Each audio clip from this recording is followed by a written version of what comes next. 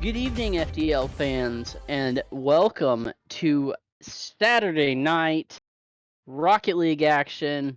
I'm Conway Twitchy. I'm joined here by KG Fan. KG Fan, how you doing tonight?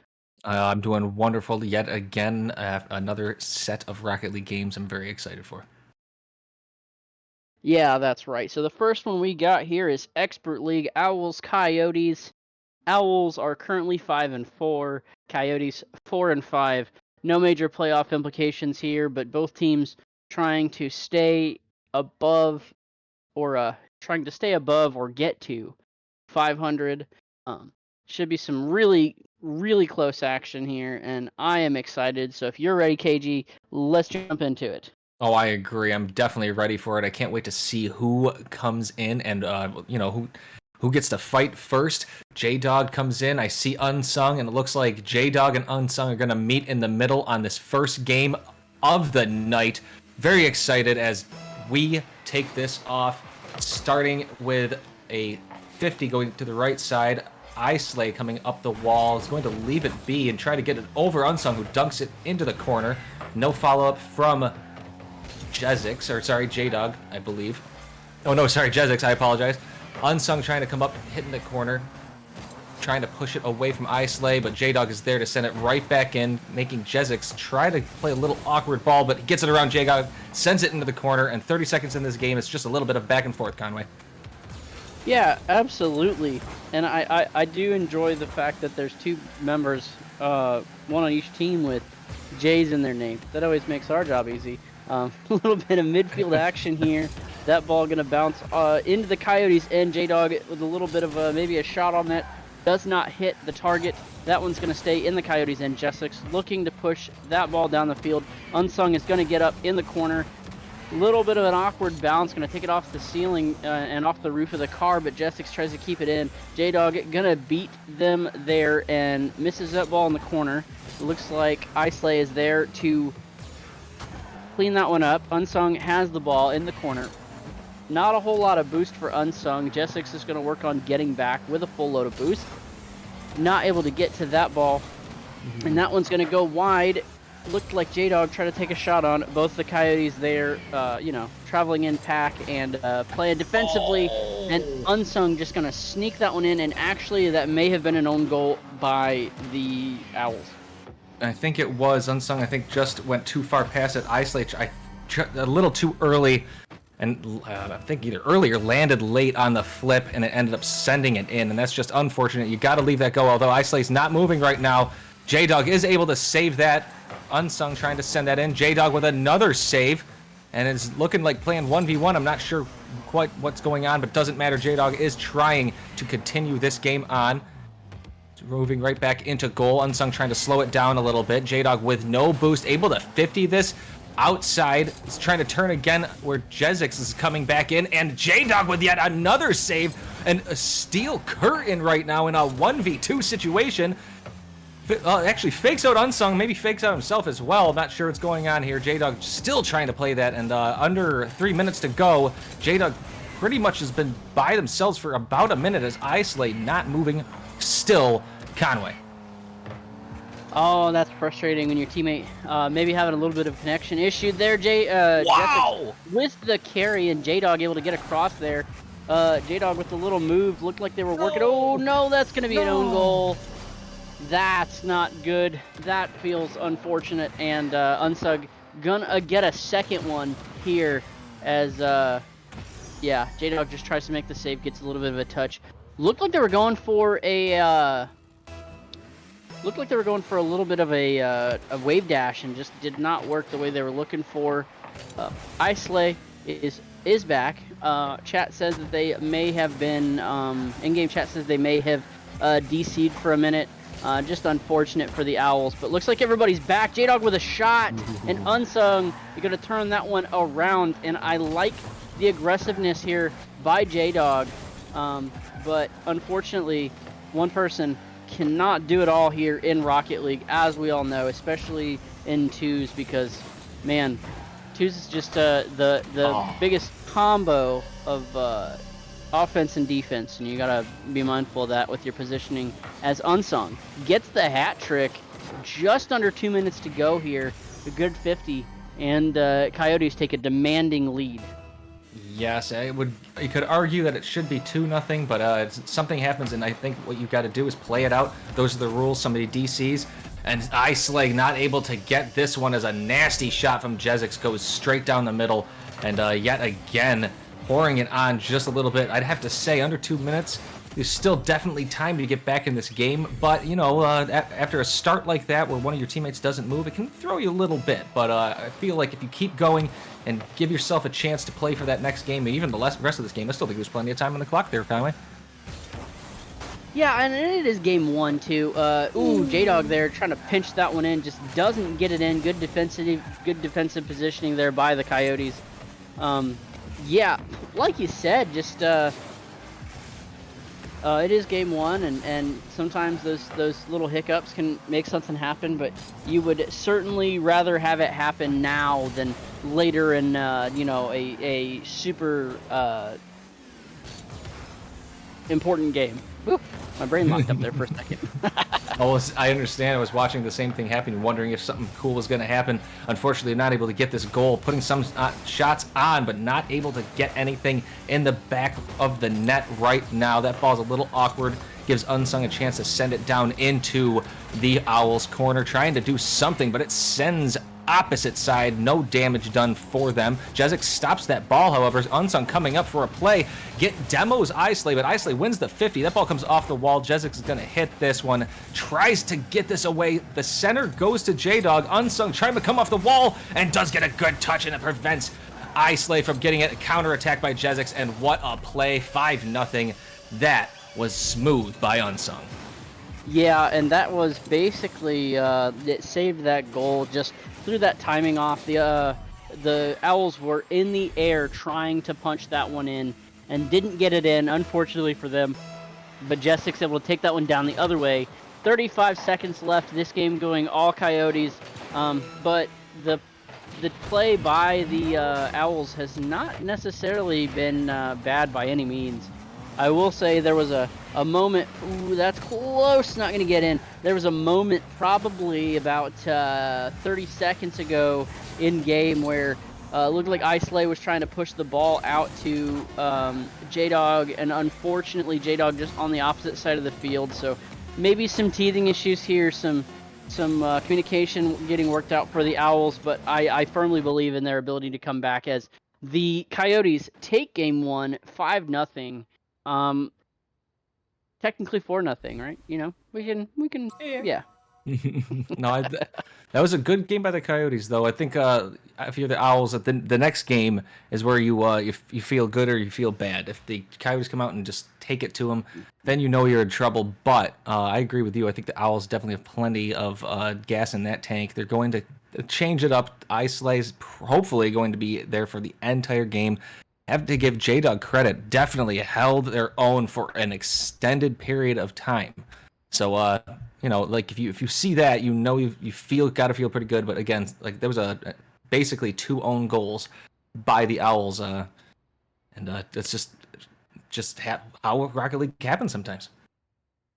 Yeah, and I will say it is kind of interesting looking at the stats here. 1 shot for J-Dog, playing kind of defensive there for a bit, but 4 shots by Islay, and we noticed that Islay there in the last minute and a half, 2 minutes, was definitely there taking the shots and doing the things that they needed to do. So I firmly believe that the Owls will get right back into this. They definitely had good shots on goal and got warmed up there towards the end. So we'll have to see how the Coyotes respond. Obviously, coming off of that 5-0, you don't want to get too confident, as it looks like we have J-Dog and Unsung on the kickoff. Islay going to get back to that one after the 50 goes towards the Owls net. Islay is going to try to put one on net. Jessik's able to get up. Unsung going to try to boost towards that. Gets the nose of the vehicle under. Islay able to move that around. J-Dog's going to push that one up the right side. Getting challenged by Jessik's. Islay there. Looked like maybe J-Dog could have pushed that ball back. Wasn't able to get it back there.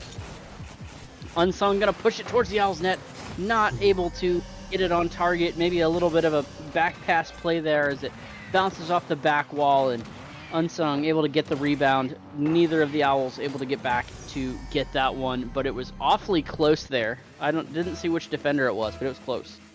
I think J-Dog just missed it, couldn't quite read it, and Islay coming just, unfortunately, a little bit too late, and then a little bit too past the back post, and unfortunately that's where the great placement was. Unsung playing very well right now, still plenty of time in this series for the Owls to get back into it, but what a play by Jezix, telling me absolutely not, listening to the caster possibly, and shutting my mouth.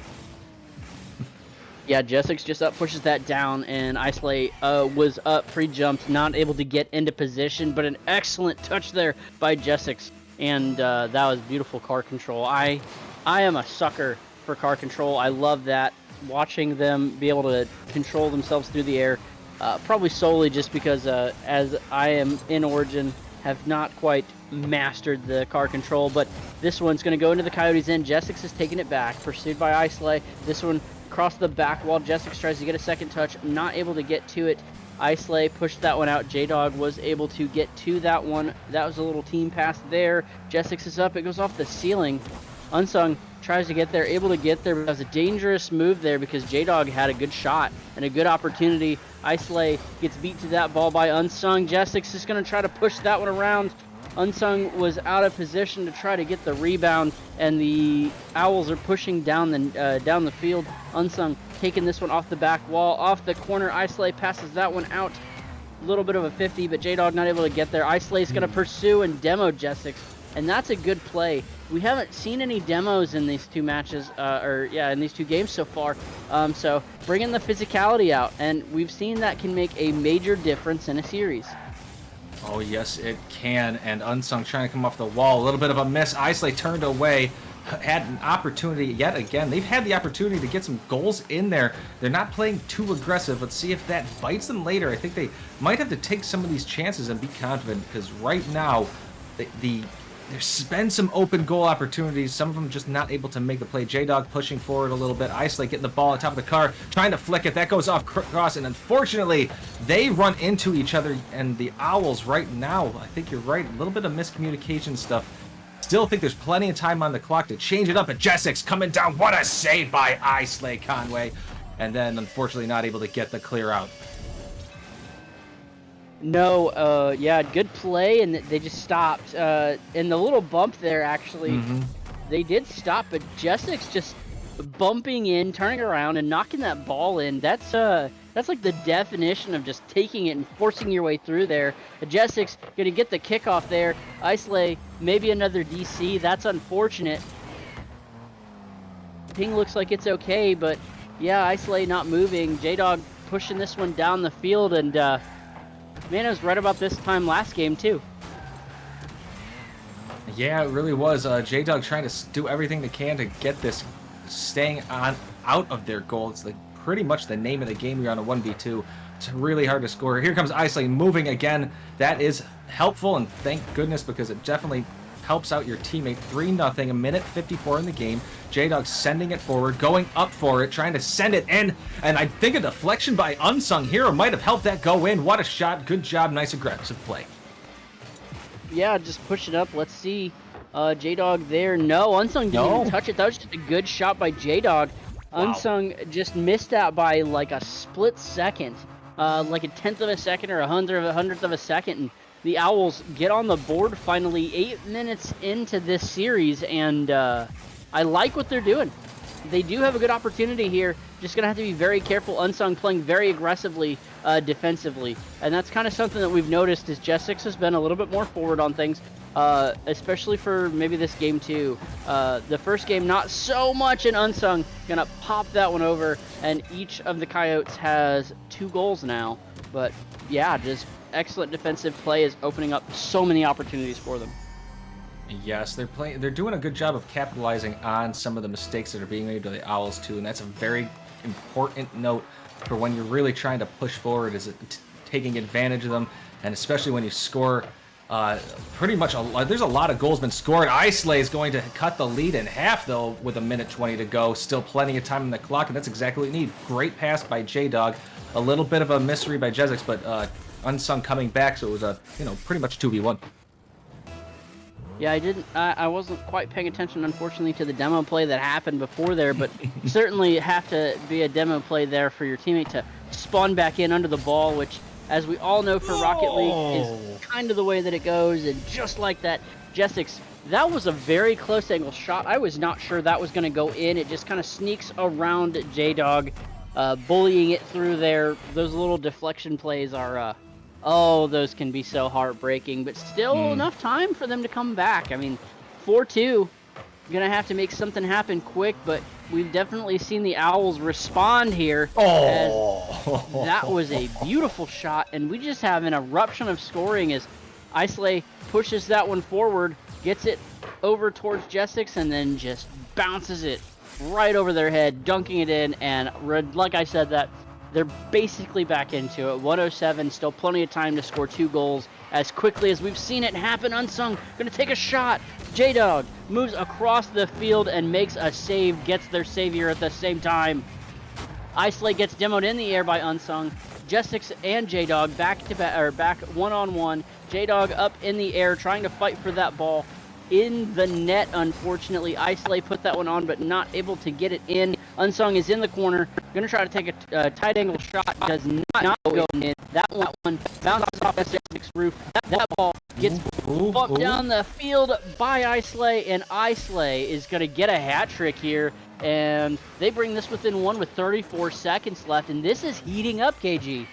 Yes, it is. Caught Unsung forward, flipping towards the corner boost, and by the time Unsung landed, not enough, didn't have enough anything, not enough speed to get there. Great shot by Islay, and this is exactly what we're looking for. With 30 seconds to go, Unsung goes up.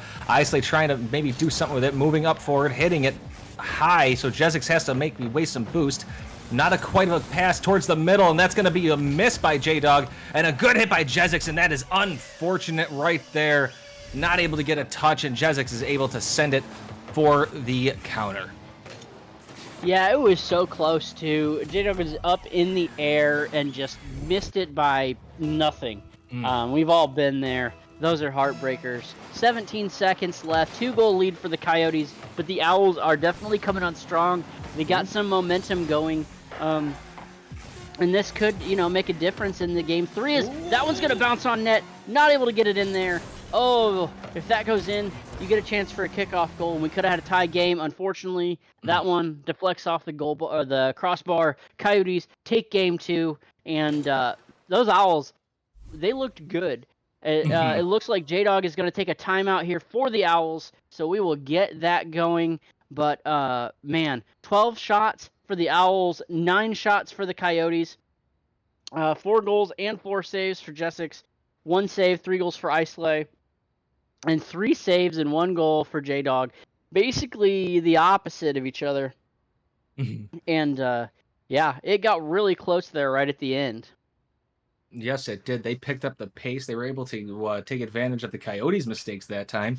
And that being said, we could have had a completely different situation. And the Owls, 2 opportunities at the end of that game to score, just not able to get it. And unfortunately, it's 6-4. But I still think there's plenty in the tank. The Owls have shown the Coyotes that the Coyotes have to be on. At least they have to be on for the next game, or else it's definitely possibility that the Owls take that win. But we have another, a minute to. They have at least one more minute to speak about this, and get their ducks in a row, if you know what I mean.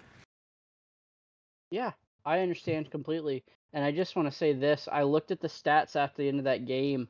Who was it? J-Dog, or no, Islay had 3 demos in that game, and Unsung had 1, and that was the only 4 demos in the game, in that match. So, or, in that game, sorry. But, yeah, Islay put in work on the demos, and you could see that it made the difference there. And that's what we were talking about.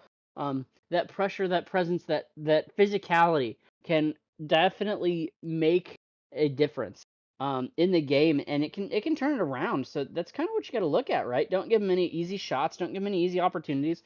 Make them fight for it and keep the pressure on. I mean, for this game 3, basically, I think all the pressure's on the Coyotes to wrap it up, right? Because the Owls, they're just playing. And they were just playing last game, like just bouncing around, bouncing back, and just go out there and play. You lose, sure, it's a sweep, but with the little bit of adversity they've had to fight through, they fought through pretty well, and last game definitely showed they have the ability. It's really just going to be capitalizing on the opportunities given and making things happen. Yes, and that's pretty much one of the biggest things where it kind of leads some players a little bit better than others, being able to, it's maybe the clutch gene if you want to call it that, being able to score or play defense when it matters most, when it's needed most. And right now, I'll be honest, I've seen some pretty good, good things happen from both teams.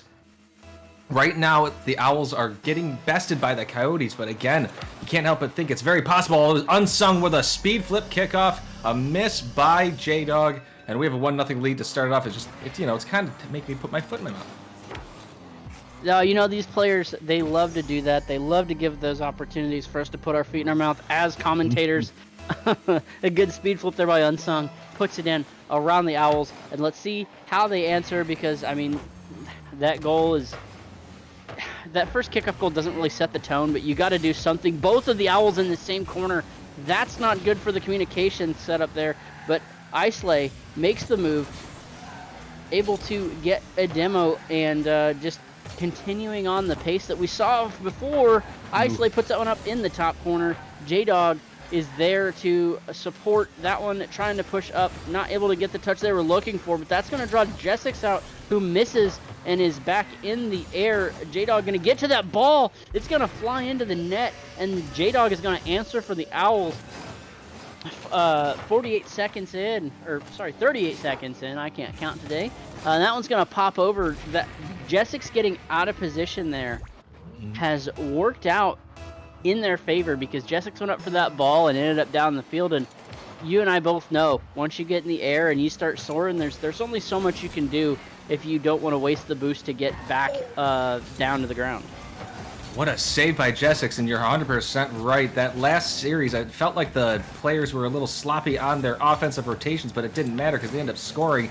The game is now tied, and it doesn't matter for us, especially when that ball goes in the back of the net. J-Dog getting dunked a little bit. The 50 goes to the opposite side of the field. Unsung trying to sneak this in. Can't do it as Islay trying to slow it down a little bit. Missing the ball here. Jessix is there, sending it in to make it scary. Islay and J-Dog double commit again, wide open net, and there we go. And that's kind of been the story of their game. A decent amount of double commits like this, and that's an easy goal for Unsung to get in. Yeah, and that can be frustrating. Some players, don't even have to verbally communicate because they play together so often, but don't know what the issue is for the Owls, but they are only down 1 with 3:40 left. Plenty of time. We've seen them do lots of extra moves there. Jessic's going to get the touch. Unsung is going to go up for that ball. J-Dog racing back to the post, able to make it. Unsung's going to send that back down to their end for the Coyotes. Jessix is going to turn on this ball. It looked like a good boost steal there by the Owls, but J-Dog gets bullied, and Jessix is just going to take that one down and score. Said, I don't need no stinking boost. Just a good path, and takes that one right off the nose of J-Dog. Yeah, unfortunate 50, a little bit out of position, and then a little bit of a just jumped over it, and those things happen. Still plenty of time. 3:17 is nothing, but I will say the Coyotes are playing really well, so you have to make sure you make your crisp touches. That was a decent touch. I think it's going to go wide, but that was something that you're looking forward to. You need to make sure that they aren't comfortable. Put it onto them. They were putting a lot of shots on goal. That's why they had that goal, and I think they need to keep that up as best they can. Keep the ball inside the Coyote zone. They're just not doing that right now. No, and that's the kind of thing that is Islay's going to punish that. J-Dog with a good move. Coyotes not able to get back, and they were there. J-Dog just made a good play and then bumped Unsung out of the way. Islay follows that ball and knocks it in, and that's a good play to make up for the ones that we've seen earlier. I mean, that's exactly what we were talking about, right? That's what they need. Well, that's exactly what they need. And Unsung, a little bit of a miss again by J-Dog, making a little a little dangerous. Islay sending it to the complete opposite side. Nobody challenging Islay. Islay maybe trying to self-pass, maybe gets demoed for their troubles. This is not going to be good if J-Dog can't get it. That's going to be a centered unsung Slay. Comes back just in time and gets a massive save. The 50 by J-Dog is a miss as Jezix has control. Trying to send this in. Good attempt at a pass, but a good save, or a block, if you will, by Islay. Unsung trying to make a play on it, but is not able to make anything on there as Islay sending it upfield, misses the demo, goes above J-Dog, and it's 3-2 lead still. Right now, the ball's going back and forth and speeding up, and not. Oh, a little bit of a miss from Islay, and never mind, Unsung, easy goal. I think that you're caster cursing them, KG. That one, you're like, good play, and then boom. Things like that do happen. We see it all the time. It's okay. Still 2 minutes left. They're very close, but I was going to say the Owls are definitely turning it on. They're getting good moves, and I got to say that move by Islay that bounced off the goalpost, that was a dangerous save, but it worked out in their favor. That one going to go down towards the other way. I did not see Jessix until the last moment there. The red sidebar and the red nameplate did its duty, right, to distract and conceal. But that one's going to bounce around. Unsung tries to get across the face of the net, not able to get there. J-Dog races to Unsung, and I gotta say, Unsung's pretty much been everywhere they've needed to be with the quickness the entire game. Something that I've noticed, that one is gonna get off the wall. J-Dog is up, gonna put it off the back wall as well. Unfortunately, not able to get that second touch, the second pass. Jessix is gonna make the move, get the side flick, and punch that one in for the Coyotes. And the Owls are playing well and they're playing hard. They're just not getting rewarded for the good moves that they make, and every little thing has just not gone their way as far as I can tell. You know what I mean? Oh, I agree. Definitely not gone their way. And then some of the out of position. Islay was late on that attempt. It just kind of put them, out of position. And some of these little plays, like right here, though, like they keep fighting. And this is where I kind of like this. You'd never really know what's going to happen. And that is a good play. Jezix with a miss and an unfortunate try for a clear. And we're still in this ball game with a minute 6. The Owls just have to calm down and do what they got to do. Maybe a little bit more demos, change it up a little bit. But you got to be aggressive. Yeah, and the aggression really seems to make it, right? But, that's a double-edged sword. You can be aggressive, but if you're too aggressive, the other team can take it down, and we've definitely seen these Coyotes punish these moves. J-Dog tries to get that one around Jessix. Had to hesitate for a second to get back into position, and that's unfortunate because that was probably one of their better opportunities of the night, and that split second of slowing down to get back to the ball makes the difference. Jessix was able to get there and deflect it, but I gotta say, I appreciate those moves. Islay, or J-Dog keeps that one up. Islay just barely put that one off to the side. Unsung is down, trying to get it back to Jessix. That one's gonna pinch wide. Time slowly but surely running out of the hourglass here for the Owls. I'm gonna have to make something happen with a quickness. I don't know if it's gonna happen for them. Jessix back, deflects that one off J-Dog. Islay's gonna go up for this ball. It's gonna go in front of the Coyotes net. Unsung gets the clear. It goes down, and the Coyotes are gonna take game 3 in a sweep, and that is unfortunate because the Owls most certainly played their hearts out. I appreciated everything that they did, and sometimes it just does not go your way. No, it doesn't. They played a good game. I was excited. I was on the edge of my seat most of these games because I needed to be. They were exciting. The Owls made it that way, but unfortunately, no wins, and it doesn't help that there was a little bit of a full stoppage. One of the players couldn't play for a few minutes, or didn't play, if you will, whatever went down. Some DC unfortunate problems. That doesn't help, so it can throw you off. And even though I want to say this, I don't want to take anything from the Coyotes. They played awesome. So if they, it's one of those things where sometimes you just get that sweep, you get some good games in, and that's how it is. Yeah, absolutely. But like I said, Coyotes also playing well, just answering and capitalizing on basically everything. And as we know, that's kind of the name of the game in Rocket League, right? Hmm.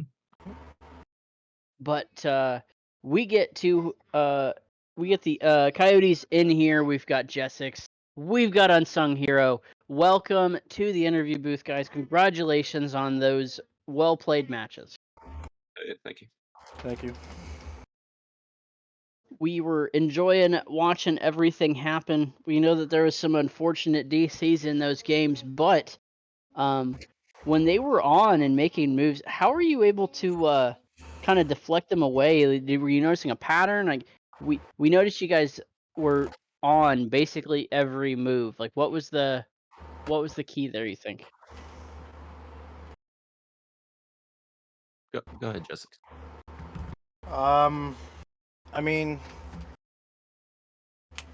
kind of go off from what we did, from the last week's, keeping an aggressive mindset, and kind of just waiting to see what they were originally going to do and attack from there. As they were pushing along, did you see any maneuvers there that like hang on. I know what I'm trying to say. Let me see if I can word this properly. um they started getting kind of a demo-y and aggressive, but you really seem like you were able to fend that off. I mean, when somebody starts demoing you like that, how do you counter it? Just be kind of aware of everything, kind of feel them out, try to be a little bit tricky, a little bit, you know, squirrely a little bit, I guess you could say. All in all, just looking ahead and trying to see what they're going to try to do to get a score and just do your best to avoid it. And it was just working out. We were jumping for 50s early. We were challenging early, and every time they were on defense, we try to wait for them to try to strike or swipe at it, and just wait for the easy shots.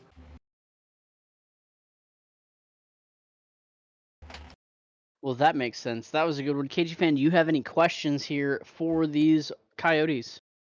No questions, to be honest. You actually asked the one I really wanted to know about was with when they picked up the physicality, so I was able to answer that. So I just want to say thank you for awesome awesome series and great set of games for both the Owls and you, of course, the winners, the Cowboys. Thank you for coming out. Yes, sir. Had fun. Last game of the season, we're just looking to have fun, just play some Rocket League, man. That's all it's all about. Oh, and it was definitely a fun series of cast, so I appreciate that very much. Mhm. Well, I will throw it to you two. You can have a shout out if you wish. The floor is yours here for a minute or two. Go for it, Joseph. I mean, just shout out to a couple buddies, Devonic, Water Dragon, HX2. I know Devonic, Water Dragon aren't in FDL, but they've helped me a lot through this game. So I just wanted to shout them out with it being the last week of the season. Definitely a shout out to all my Coyotes. I appreciate everybody that's been here this season. Every single league, regardless of the record, everybody had fun. Everybody turned up. Uh, Shout out to Galloway. Man's always there. So Galloway most certainly is always there, and we appreciate the goose. And shout out to J Dog. Shout out to Icelay for staying humble, and we appreciate the fun that you guys had. Saw you there in the Twitch chat. You guys are awesome. We absolutely. appreciate you. So that's all I have. That's all we have for this hour of FTL. Please join us in about 20 minutes. We are going to have some Origin Eagles Huskies. That will be an excellent matchup here. We will see you in just about 20 minutes. Don't go anywhere. Let's get it.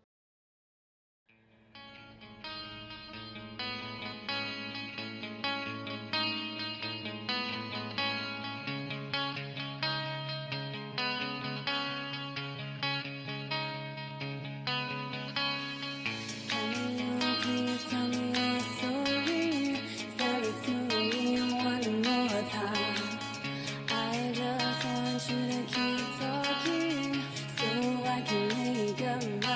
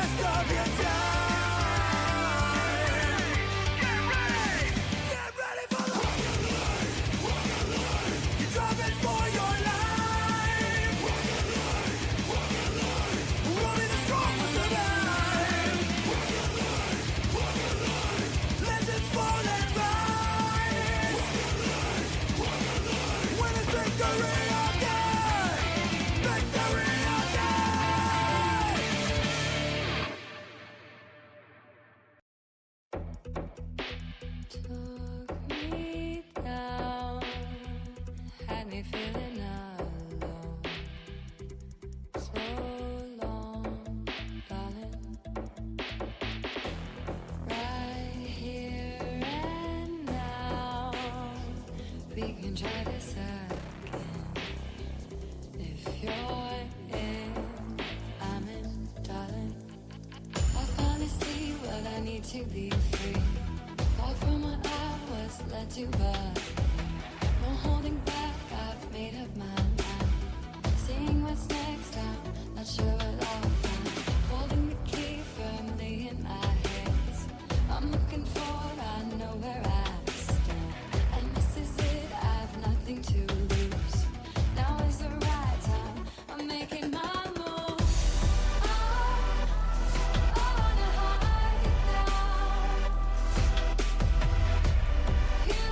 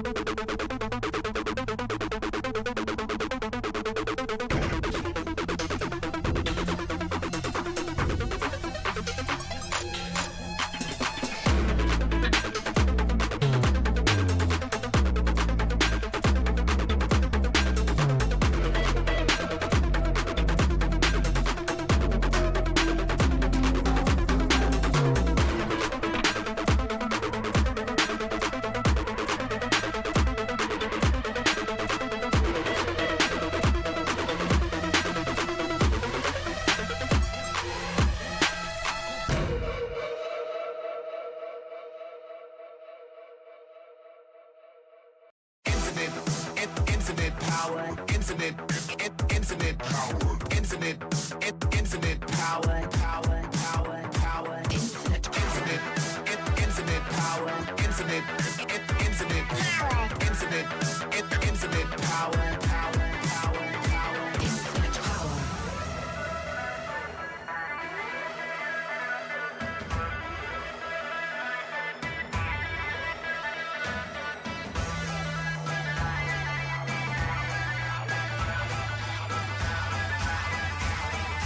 Infinite power.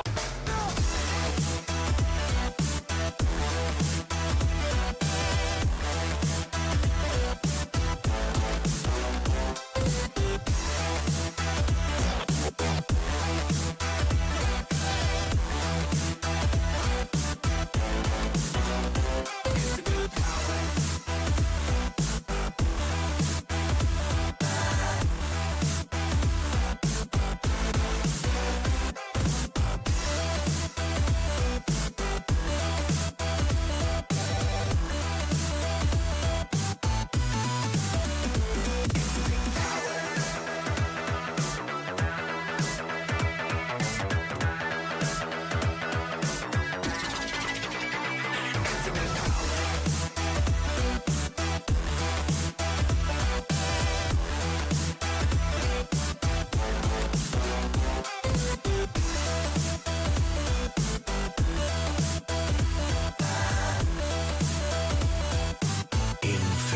power.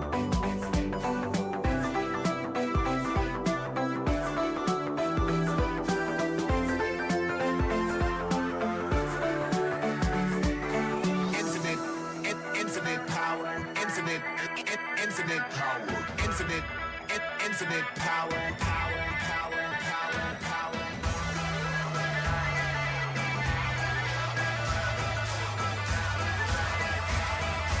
Infinite power. What's going on, FDL? It is Galloway bringing you the second hour matchup with my boy Conway. How's it going, Conway? Great.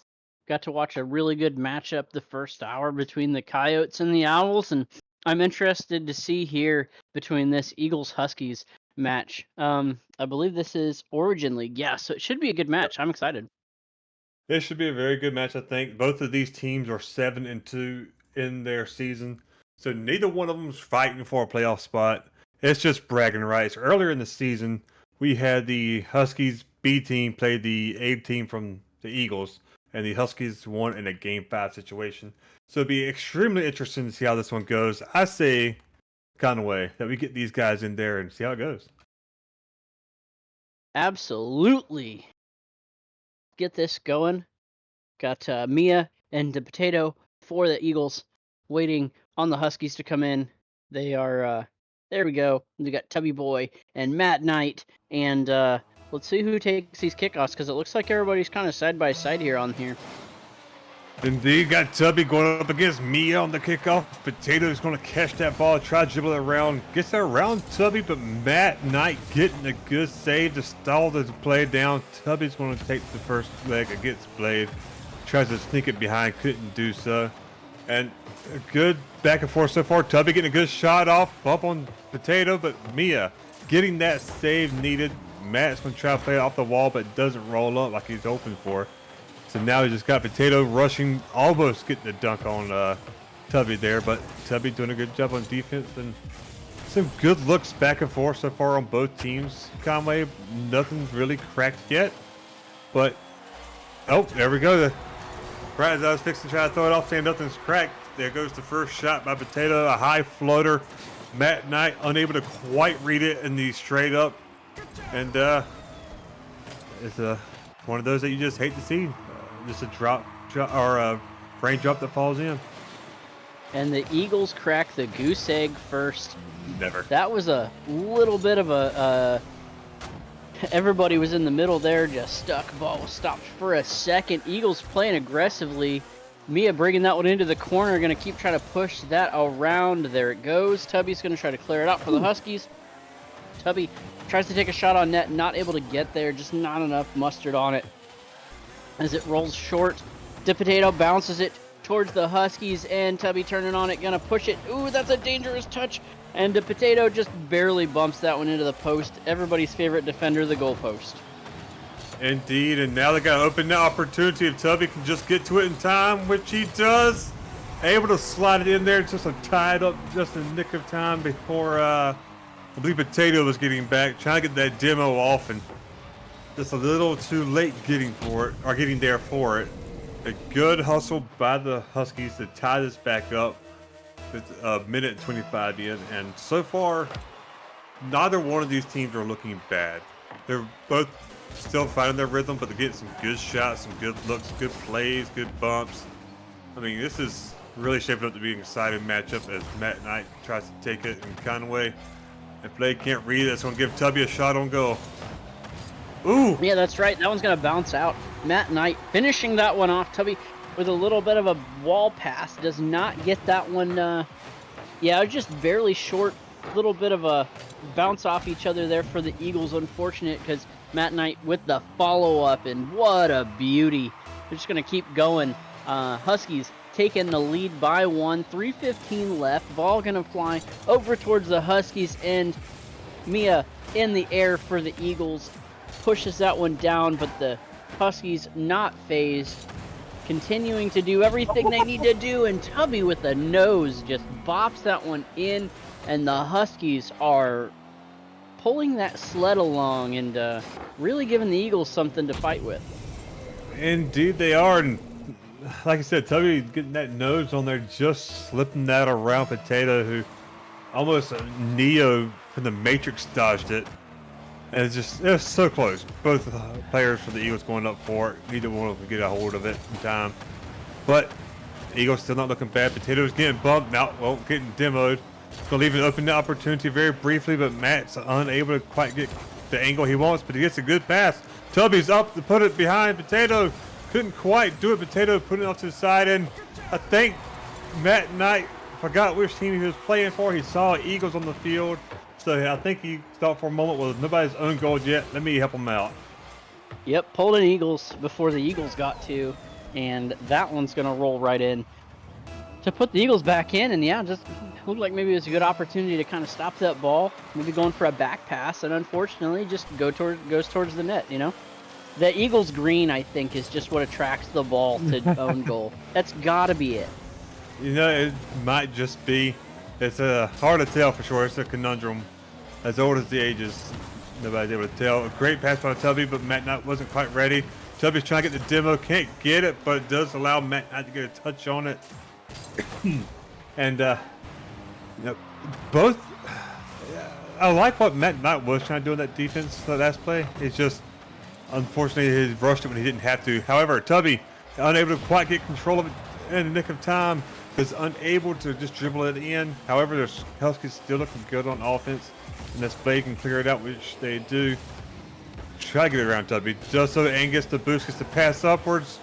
Both Huskies double committed on that, and just leaves it wide open. Not what you want to see, Conway, on defense. Nope, and momentum going all the Eagles' way here. Unfortunately, that own goal from Matt Knight sets it up. Eagles bring it back to even with 1:42 left. I gotta say, this one, very good back and forth like we were talking about. That one gonna get bounced up and over towards the Huskies side. Matt Knight takes that one over Mia. That one's gonna go off the post. Oh, the Potato does a back foot. Matt Knight had a shot. Unfortunately, does not go in. It caught a really good deflection. And that one's going to bounce down towards the Huskies side. Matt Knight able to touch it, but Tubby is up, and it's going to deflect sideways, and that was a close defensive play. Galloway. It was when they're not double committing, the Huskies can make some good defensive plays so far. That being said, the Eagles had a little bit of double commit too they didn't get punished for in the beginning of that last play. Both these teams, as long as they take it easy and control, not control it per se, but communicate with each other what's happening, good things will happen to them. Like Matt Knight saying, "Don't worry, brother. I will beat these two and throw it up for you. Thank you for that pass out of the corner. Here you go, sir. Score yourself a goal." That's right. Excellent teamwork, bringing it around, and we've seen that from the Huskies. They've had a lot of good chances to just pass the ball back and forth to each other, and that's the kind of stuff that you like to see. It's good to get it established in Origin. That way, when you move up, that's the stuff that helps you win in higher levels. You just got to work that ball around the defenders and make moves. You're not going to be able to do everything flashy all the time. I mean, we've seen time and time again where the flashy stuff can actually get you in trouble. So just basic back and forth passing and team plays can do everything that you need. Just getting it around and getting it into the net. That's the name of the game, and that's how Rocket League works. Yep, sometimes just keep it simple, stick to the basics, and that's all you need. That said, Mia trying to get the flick over Tubby, does so, but didn't get it on target. Down to the last 5 seconds, Eagles are down by 1, but they are on offensive. Ooh, if Mia could have caught that, they had a chance to dribble that, or at least put it to the wall, get one last shot off. However, they were unable to do so. Letting the Huskies take the first game of this series, and the stats are very close for both of these teams. 2 saves apiece, 2 shot difference, 2 assist difference. Very close. They're both playing a very evenly matched game. It's just the Huskies are getting a little bit better looks on their shots. They're getting a little bit better plays on offense, and that's what's leading to them. And that and their counterattack there. That was a big counterattack from Tubby. Yeah, I agree with that. I will say this, though. I think that the scoreboard is a little off because it says that Matt Knight only has 1 goal and 1 shot, and we most definitely saw 2 goals and 2 shots from Matt Knight. One just happened to be, for the Eagles, but... Oh, yeah, fair point. Fair point.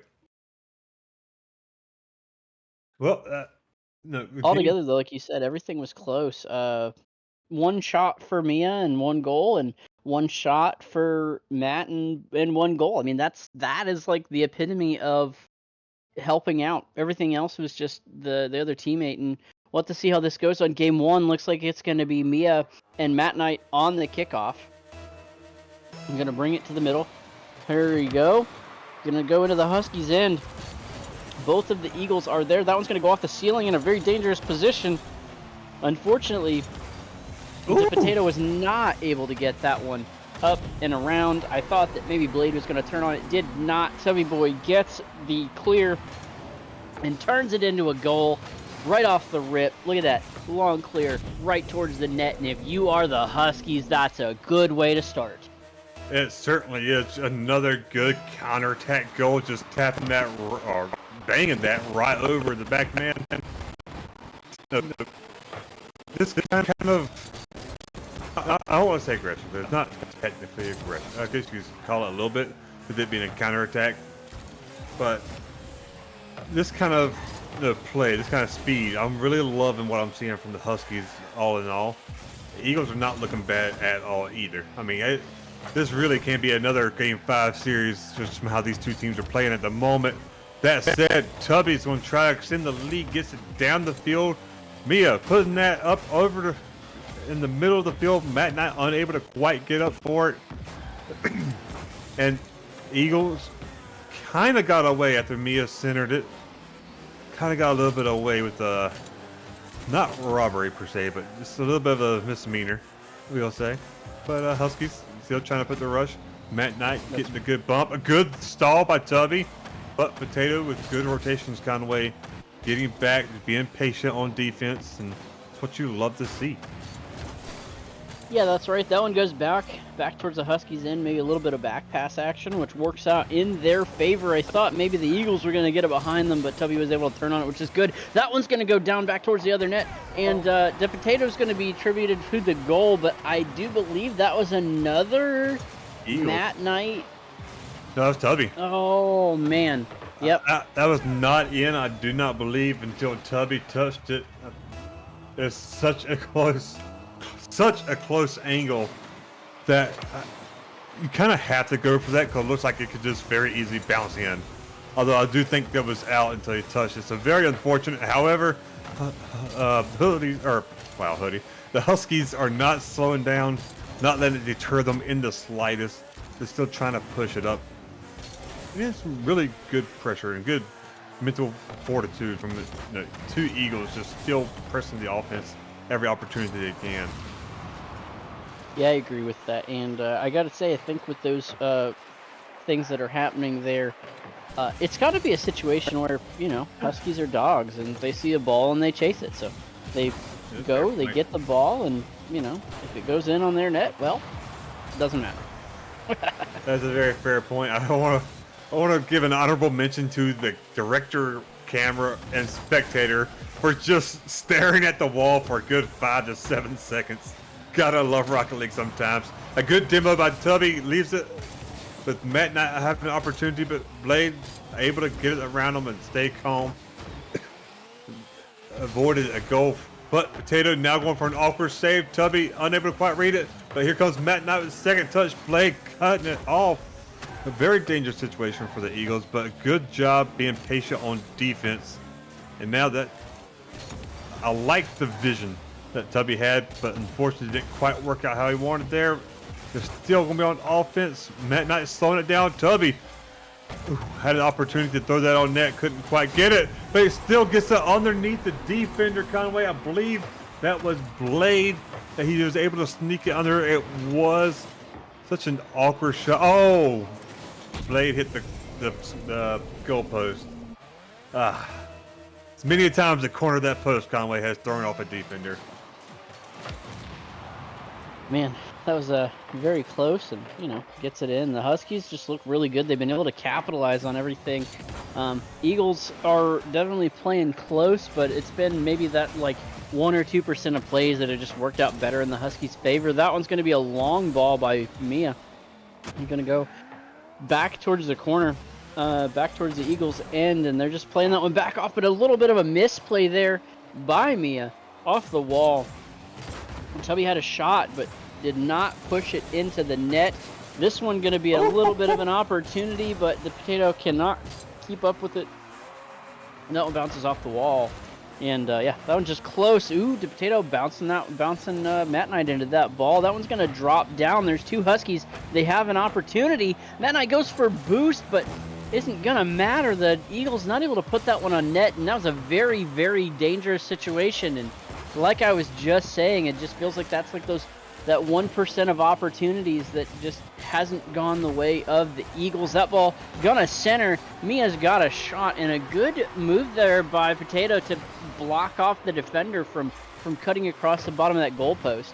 So Matt basically centers it there and then bumps it, and nobody able to get back to it. And that's good team play. Like we were talking about, the Eagles are gonna bring this one back to even. Indeed, and that one kind of felt owed to the Eagles, if you ask me personally, because twice the Huskies double committed and left a wide open net, and the Eagles could not sink it. I felt like that was a little bit owed. Now Tubby getting a pass off. Matt Knight trying to get there in time, couldn't quite. 30 seconds remaining. We've got an even ball game. This could very easily go into OT but Tubby getting the open net says we don't want an OT. We want the game 2 match point now. Off the misplay from Mia, or the misread from Mia. And both teams have showed moments of brilliance, if you ask me. And then at times they show impatience or rushing for no need. If Mia took the time there saying, hey, look, this is where both the Huskies are. None of them can make a shot. I can take my time here, or even play their touch. That does not go in. So it'll be very interesting to see what the Eagles take out of this game 2 here, what they can throw into game 3 if they can't somehow keep it up, which they are unable to do. Huskies match point, just having some mistakes to themselves, but playing a solid game. The Eagles are calling their timeout. So they're going to take that time, Conway, to possibly discuss what we're talking about how they can adjust to it. Yeah, I agree with that. You said, like there's been a lot of really good games and a lot of good touches and a lot of stuff that hasn't necessarily gone in their favor. A little bit of impatience, but this is Origin. This isn't like we're watching like expert or elite or even master. But I mean, that stuff. They get it worked out. But that's kind of what we we notice these things, especially when you're watching Origin play. But they've been close, and like I said, it's really been those one or two plays that really set up the rest of the game. I mean, that's what it comes down to. We've had 2 1-goal games, and could have gone either way.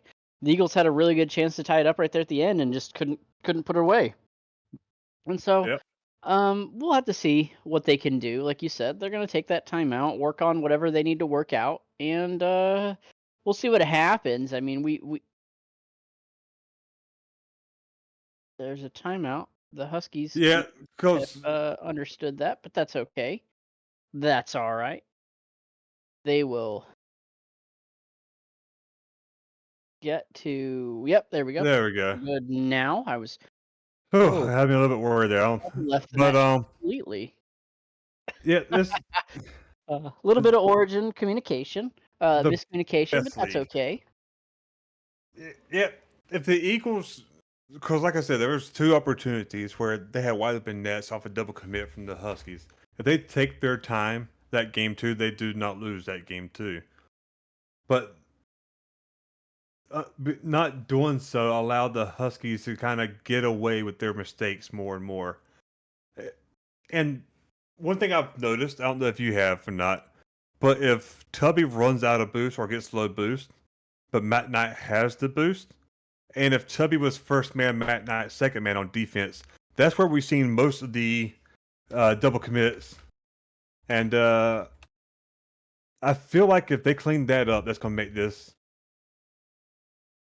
a more interesting game from the Huskies, to where just patience won't matter as much for the Eagles. But if they don't clean that up, if the Eagles are more patient, I do think they come back. Yeah, I think I can agree with that. I mean, I've seen some opportunities too where sometimes these guys will let perfect be the enemy of good, and they'll hesitate a second on a shot or a touch or a pass, and it gives the other team just a chance to bounce back into it.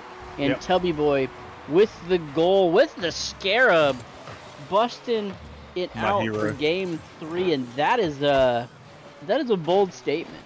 Busting out the scarab in a must-win game with its odd hitbox is certainly a choice.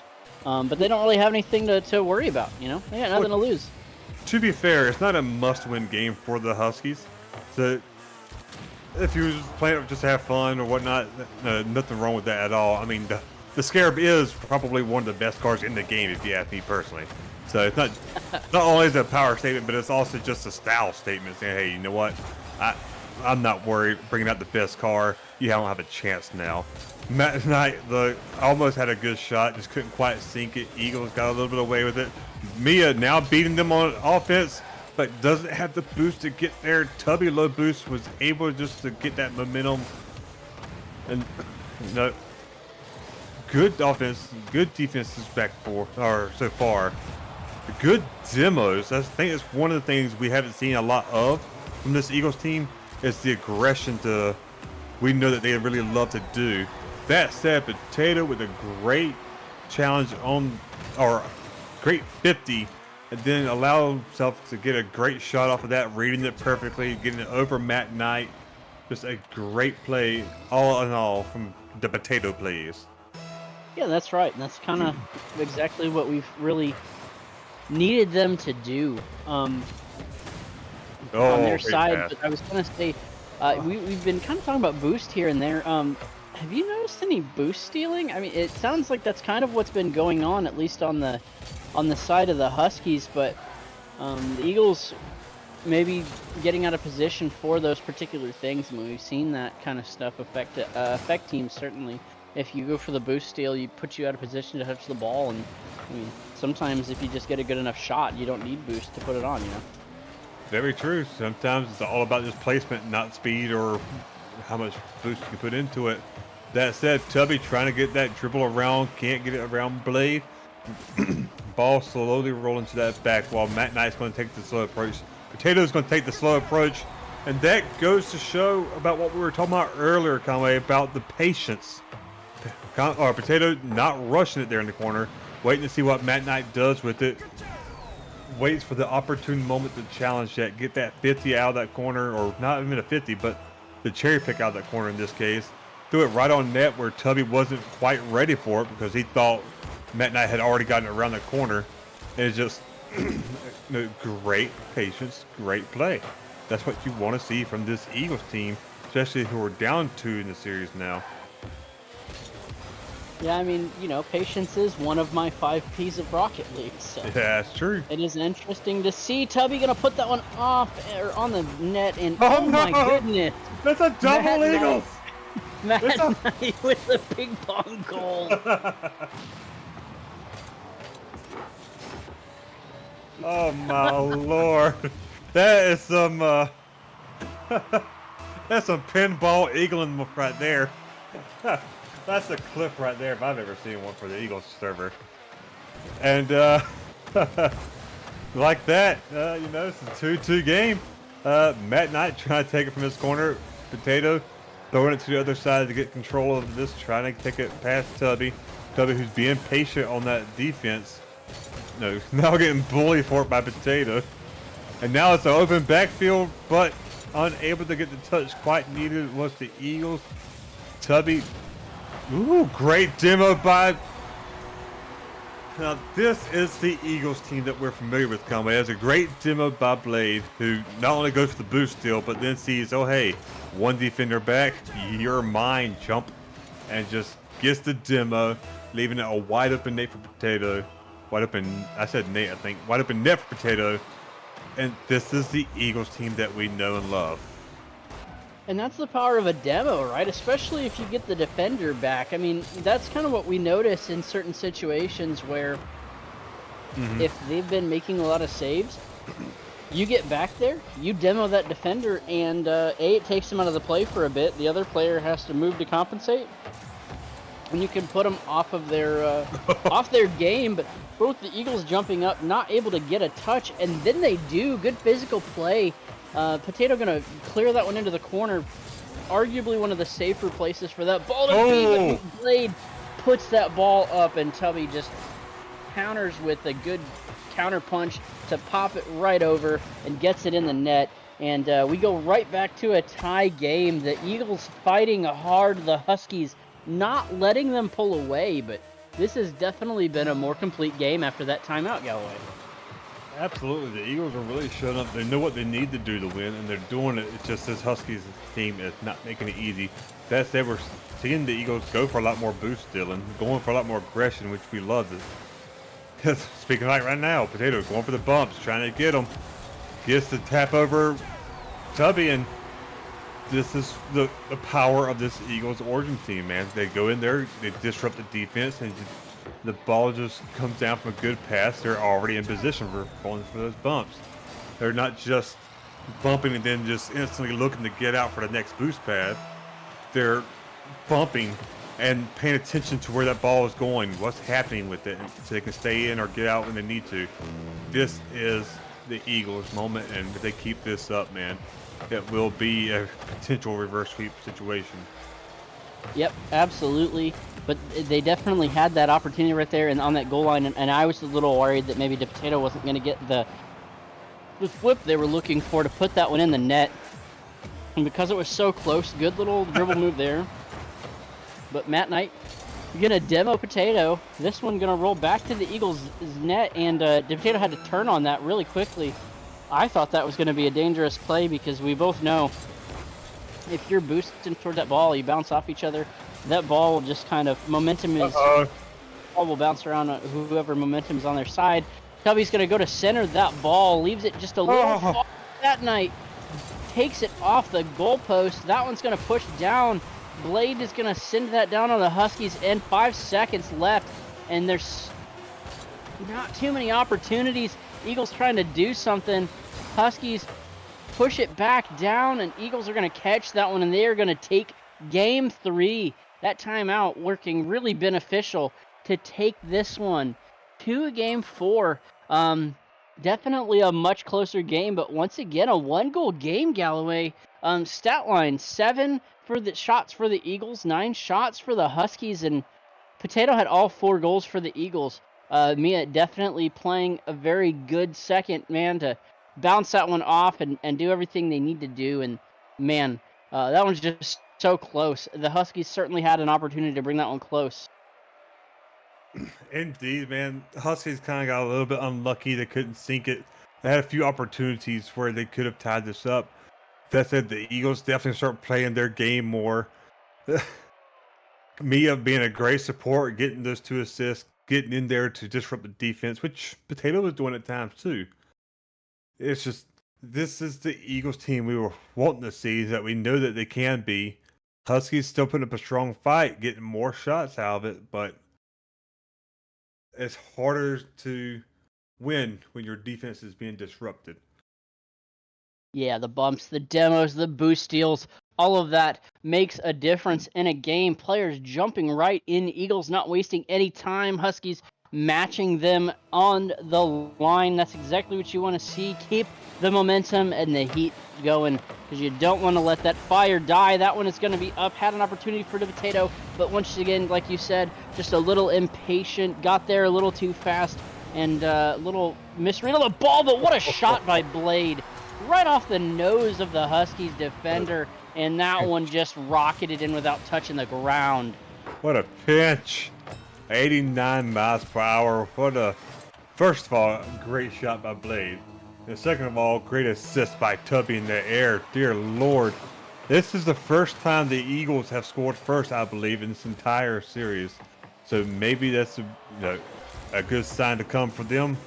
I don't know. We've got a double commit coming out from the Huskies. The Huskies, I think, are a little bit more flustered. However, that might just go flying in. Blade unable to get back, unable to get boost, and Tubby just recognizing the situation, saying, "Fling it, throw it down." Great job. Another counterattack from the Huskies, man. That's the one thing I've also noticed. Eagles are stepping up their game, but the counterattacks are still a little bit susceptible to. Tubby trying to get the pass off the kickoff. Can't quite get it to Matt Knight and Conway. We have ourselves a tied ball game again at 4:20. Yeah, the Potato played that out, and it just, kind of dribbled into the center of the map instead of deflecting out like they were looking for, which is really unfortunate. We've all been there. Sometimes the ball just does what it wants to. Mm-hmm. Staying in the Huskies' end. Eagles playing very hard on the attack. There's Blade. Tubby bounced off the wall, able to get back. Gonna take an opportunity to put that one on net. That one's gonna float over into the side of the net, or not the side of the net, sorry, the side of the field. That ball rotating middle. Mia is gonna send that one back towards the Huskies in open net. Potato is gonna sink that one for the Eagles. And just a little bit of a misplay there. Both of the Huskies pushing that ball up, and we've seen those aggressive moves get punished like that. You never want to get the ball between or behind both you and your teammate, and especially when the other team is both facing your net. I mean, that's basically like the recipe to just giving them free goals. So don't do that. Not good. Indeed, true words never spoken. Especially when your first man back has no boost to get back with. Like right now, Tubby's going to rush back, going to dodge the demo attempt. But now this leaves the Huskies in a not great position, because Tubby got 0 boost. You know that demo's going to come in. But making the best out of the situation you can, making the Eagles have to slow down, pay patient. Potato beating Tubby up into the air, allows him to get it past him and into the net. And Conway, we have, I think, our first time the Eagles have been up by 2 or more. That feels right. I mean, even if it's not right, it feels right. I mean, this is the first time that they've really had momentum on their side all series, taking a really good lead, especially this early in the game. Yeah, the Huskies not having the boost that they're looking for, and at one point there, the little touch on the ball, the Huskies attacker just yeeted themselves into the net and took themselves completely out of the play, which is something that we have seen, and it opened up an opportunity for the Eagles, and they have certainly taken advantage of everything that the Huskies have given them. Blade Mia puts that one on the net. Matt with a really, really good deflection sends it way up into the side of the field, which if you're defending, that's kind of what you want to do. Get it away, up in the air, make them work for it. Gives you time to formulate a counter attack, and this one's staying in the Eagles zone. Eagles on the attack now with the ball. Looks like it's going to be Potato to push that one in, and everything is coming up Eagles in this game. Huskies with that one singular shot, but that one singular goal not making too much of a difference right now against these Eagles. Very true, especially with what we're seeing. Looks like a breakdown in communication and poise from this Huskies team. The double commit opened up that opportunity there for the Eagles, and now the Eagles are just fully capitalizing the momentum, just full out attacking, not having to be as reserved anymore because you have that 3-goal safety net now, or they had a multiple goal safety net, taking advantage of that, being aggressive, and now they're just continuing. We're seeing them go for a lot more bigger stuff. We're seeing them go for a lot more aggression and higher speed. This is where they want to be because with that safety net, they're feeling confident. They're feeling happy. Just send it, throw it, make a good play. We can beat them if we're faster than them. And it's working out well. And the demos that the Eagles are getting, as well as the double commits that the Huskies are making, is just going to continue to feed this Eagles team. And if they don't if they can't collect themselves here, they really need to, in this halftime after the game ends, if they don't make some kind of comeback here, they really need to regroup themselves. Maybe take their own timeout and just take a breather, slow down this Eagles, and just say, hey, look, we're not communicating with each other. We're kind of just making the same moves at the same time. Let's work this out. We know we can win. Let's do it. And Matt Knight trying to start back the comeback Conway with that goal. Just over a minute, down by 3 now. It's not a steep comeback to have to make, but not going to be easy. No, absolutely not. And I was going to say, you were right. Like, the momentum on the Eagles side, maybe getting the Huskies a little tilted. We've seen that make a difference. And you know, I wouldn't say half of the game of Rocket League is mental, but there is a lot to it that has to do with the mindset of how you're playing. And if you get a little frustrated, you can rush your shots. You're going to miss some things. You might just not have the opportunities that you're looking for. That one's going to stay on the goal line. Eagles playing some very ferocious defense, just throwing themselves at the ball. Huskies not able to capitalize on that ball, just sitting in front of the net for a hot minute. Mia's going to send that one into the Huskies corner and just leave it be, which is a really good idea. At this point, 3-goal lead. You don't have to score again, but if you can keep the ball in that side, it's going to make a world of difference. Potato with a demo. Going to cut that one back around. Eagles shooting another one down, and like I said, Tubby's going to get the demo on the Potato, but you don't have to score, and the Eagles are kind of staying halfway, right? You just defend that ball, you defend your zone. They're leaving some space, sure, but it's not making a difference. The Huskies haven't really been able to get it across. They finally do. That one on net and almost in, but right awesome. off the goalpost, and the Eagles are going to take game 4. Galloway, we got a game 5, and I think you called that from the beginning. You said this is exactly where this could be. Indeed, and I just want to point out, I don't want it to get slipped away. That was going to be an Eagles moment if there was one more second on that clock. So I think it would have been the first time it was an Eagles moment by the Eagles, minus the pinball action that we saw. So Yeah, that pinball doesn't count.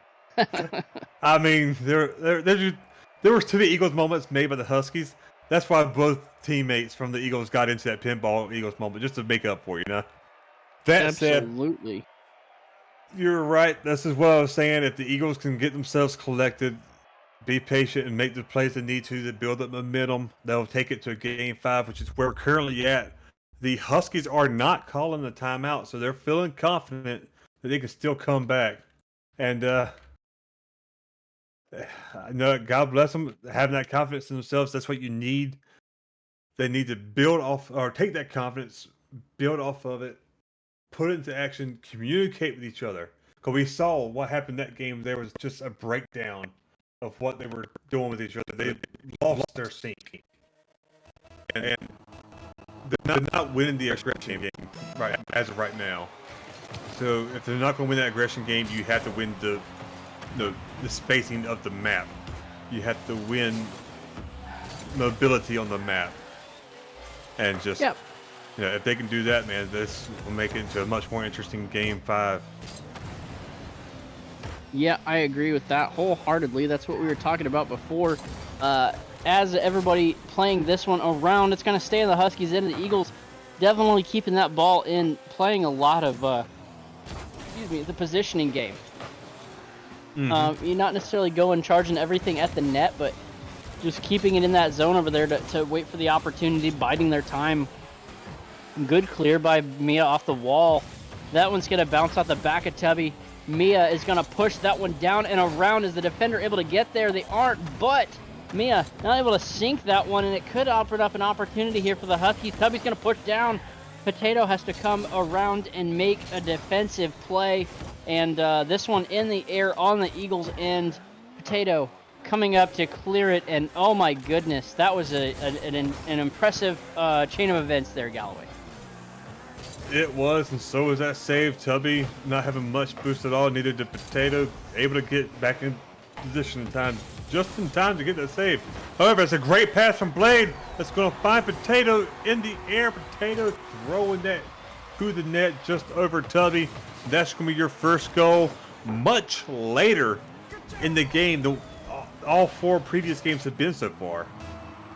Right, that one later. took, what, like a minute and a half? Almost a minute and a half we're looking at here. What a kickoff. Blade gonna put the Eagles up by 2, and everything, like I said, just coming up Eagles. They're getting everything in, getting everything into the net. Matt Knight goes for the speed flip, and it's just off just a little bit, and I'm really shocked the Huskies didn't take their time out between game 4 and 5. Like you said, I probably would have. It might have seemed like maybe like a last second thing, but sometimes that's beneficial. You gotta cool off these Eagles somehow. That one's gonna float up. Matt Knight trying to keep that one in, and it's gonna go backwards. Everything just, like I said, not going the Huskies' way, but they're not giving up. Good opportunity here, but Matt is just missing everything ever so slightly. Potato with a demo on Tubby, and that was one of those opportunities right there I was talking about where the hesitation kind of killed them, because I think if Tubby flips forward there and hits that ball, that's probably a goal. Yep, he just thought he had a little bit more time than what he actually did, because he was trying to get control, which you love it. Because if you get control, you're sinking it. That said, just where the awareness of the other person comes in, because they're not going to get that time. They're going to come in for the demo. You know they're going to rush you for that demo. So you just got to be aware of what's going on. Maybe get communicated, hey, guy coming in, just fling it, something. That said, demo on Tubby has him being respawned. Matt Knight, unfortunate 50 there in the corner. Just leaves it wide open for Blade to put it in. Now up by 3. I believe that is not the hat trick for Blade. However, Eagles are looking very pretty at the halfway marker. The 3 goals up. Hoodies. Wow. I keep making this mistake for some reason. The Huskies are just not looking bad, but they're not playing like they were in games 1 and 2. They're not capitalizing off of issues, whereas the Eagles have made that adaptation and are capitalizing on things. 2 minutes left, and they gotta do something. They gotta change something quick. Yeah, you gotta wonder if those first 2 games were a little less Huskies dominating, and maybe a little bit more of Eagles not capitalizing, like we said. Opportunities just not going the Eagles' way. They were able to regroup and find it. We do know the Huskies can do kind of whatever they need to do, but if they're gonna do it, they gotta do it fast. That one gets left. Blade gonna flip out to that one. Looked like Tubby was gonna try to get a little physical there, and does. Going for the second demo, not able to get it. Gets the bump, but that one could have been dangerous. Huskies out of position, and that one almost cost them another goal, which with 120 left would have been nearly impossible and insurmountable, but still an opportunity here. Blade trying to save that ball. Tubby's got the shot, but not enough on it. That one's going to stay in the end. Huskies have to be careful, very careful. They're going to take it back to their end, maybe try to get reset. That one's going to go up and around. Tubby pushes that one. We hit that minute left, Galloway, and the Eagles are just storming everything off here. They are. We saw us good looks by the Huskies there, but just unable to quite sink it. And we're seeing the desperation really start to show for the Huskies, who realize their situation. It's not over. It is dire, though. They have to score, and they have to score soon, like next 5 to 7 seconds soon, and then somehow get a kickoff goal to have that chance. That said, you got Potatoes going for the demo. The 50 is going to go out from the corner. I just don't think there's going to be enough time for this Huskies team to come back, especially with the Eagles now playing defensively, just waiting, taking their time. A good play by Tubby, but it's just not going to get past both defenders. And with that, Conway, we have the reverse sweep of this Eagles team. I want to get these guys in here for an interview. Get one more for the road. It's a good play from Mia and Potato. It's a phenomenal comeback here from this Eagles team. They made the adaptations they needed to do and kept the Huskies on the back foot. Just a wonderful reverse sweep. Yeah, overwhelmed them, basically. It was super duper close. Looks like we are going to get somebody in here for an interview, hopefully quick. They're usually pretty good about that, but let's see what happens. But oh my goodness, the first game and the last game basically mirror images of each other. Everything going, everything coming up, Eagles, and just as I say that, Mia, Potato, welcome to the interview booth. You played phenomenal with the reverse sweep. Please take us through what you discussed over that timeout and how you were able to bring this one back.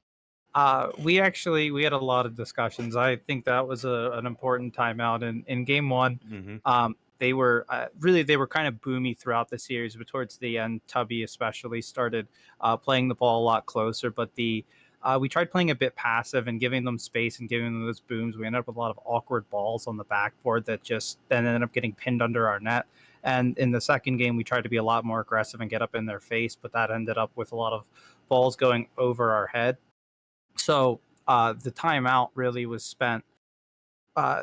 Basically, we ended up deciding that the thing that we needed to do was play the way that they were playing, boom the ball a bit more, and keep the idea that if they do stop booming it and Tubby starts solo playing, that we then need to push up and be a lot more aggressive. And we also tried limiting Matt with just trying to get forward and get some bumps in. Y'all took a full advantage of those situations and it's really started playing to your strengths, which is what we were saying. Me and Conley were saying to each other. They start doing this, they'll take it to a game 5 and they'll reverse sweep it, and that's what y'all did. I just want to say congratulations to y'all, Blade / Mia, Potato Dude. Anybody y'all want to? The floor is y'all's. I want y'all to take a moment here. Yeah. I just want to say thanks for having us on stream. Good to see you too, and really shout out to the Huskies. That was that was an incredible series. You guys made me think hard. You guys made me work hard. I felt like Potato and I had to fight for everything. There was so much where we weren't even calming. We were just trying to discuss, just being like, how the hell do we get through them? Potato, anybody you want to shout out, brother? Well, I want to shout out my boy Too Cool for teaching me how to demo. Because thank you, Too Cool. Game 1, Tubby was demoing me quite a few times. I was like, I'm gonna get him back, and I wouldn't have been able to do that without Too Cool. Imagine going to Too Cool instead of your own captain who's known for their aggression. Man. Well, GG to both of y'all. A well-earned reverse sweep. That's gonna make your boy Debbie, your GM, happy. I know it will. Don't go away though, FDL peoples. 'Cause we have ourselves a 10 o'clock hour, and this time we're going to the Star League. We got the Gators versus the Vipers. You're not gonna want to miss it, and if you do want to miss it, you're just a weirdo.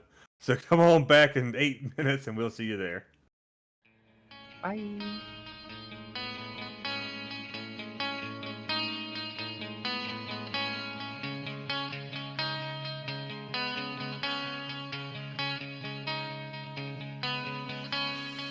Can you please tell me your story? Tell it to me one more time. I just want you to keep talking so I can make up my mind. So far you like my voice said, I like your point of view. Come play with me some ways. I think there's room for two.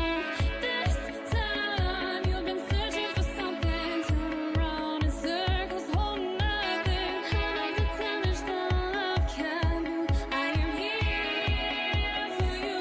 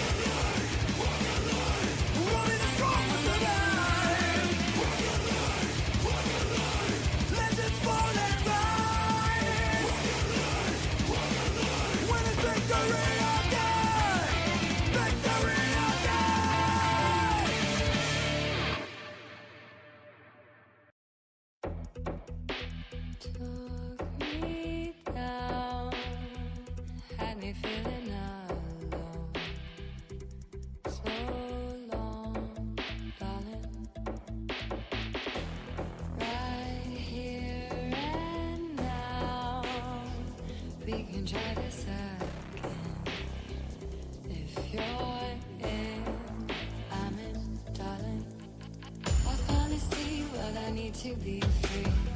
Far from what I was led to, but no holding back. I've made up my mind.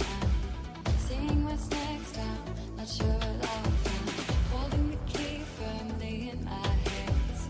I'm looking forward, I know where I stand. And this is it, I've nothing to lose. Now is the right time, I'm making my move. I wanna hide now. You can't bring me down. I wanna hide now. You can't bring me down.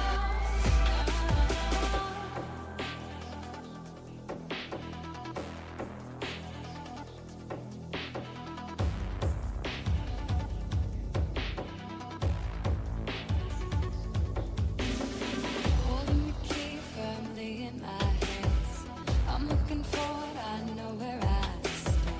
And this is it, I've nothing to lose. Now is the right time, I'm making my move. I wanna hide now. You can't bring me down. I wanna hide now. You can't bring me down. I'm seeing what's next. What is ahead? I'm seeing what's next. I'm seeing what's next. What is ahead? I'm seeing what's next.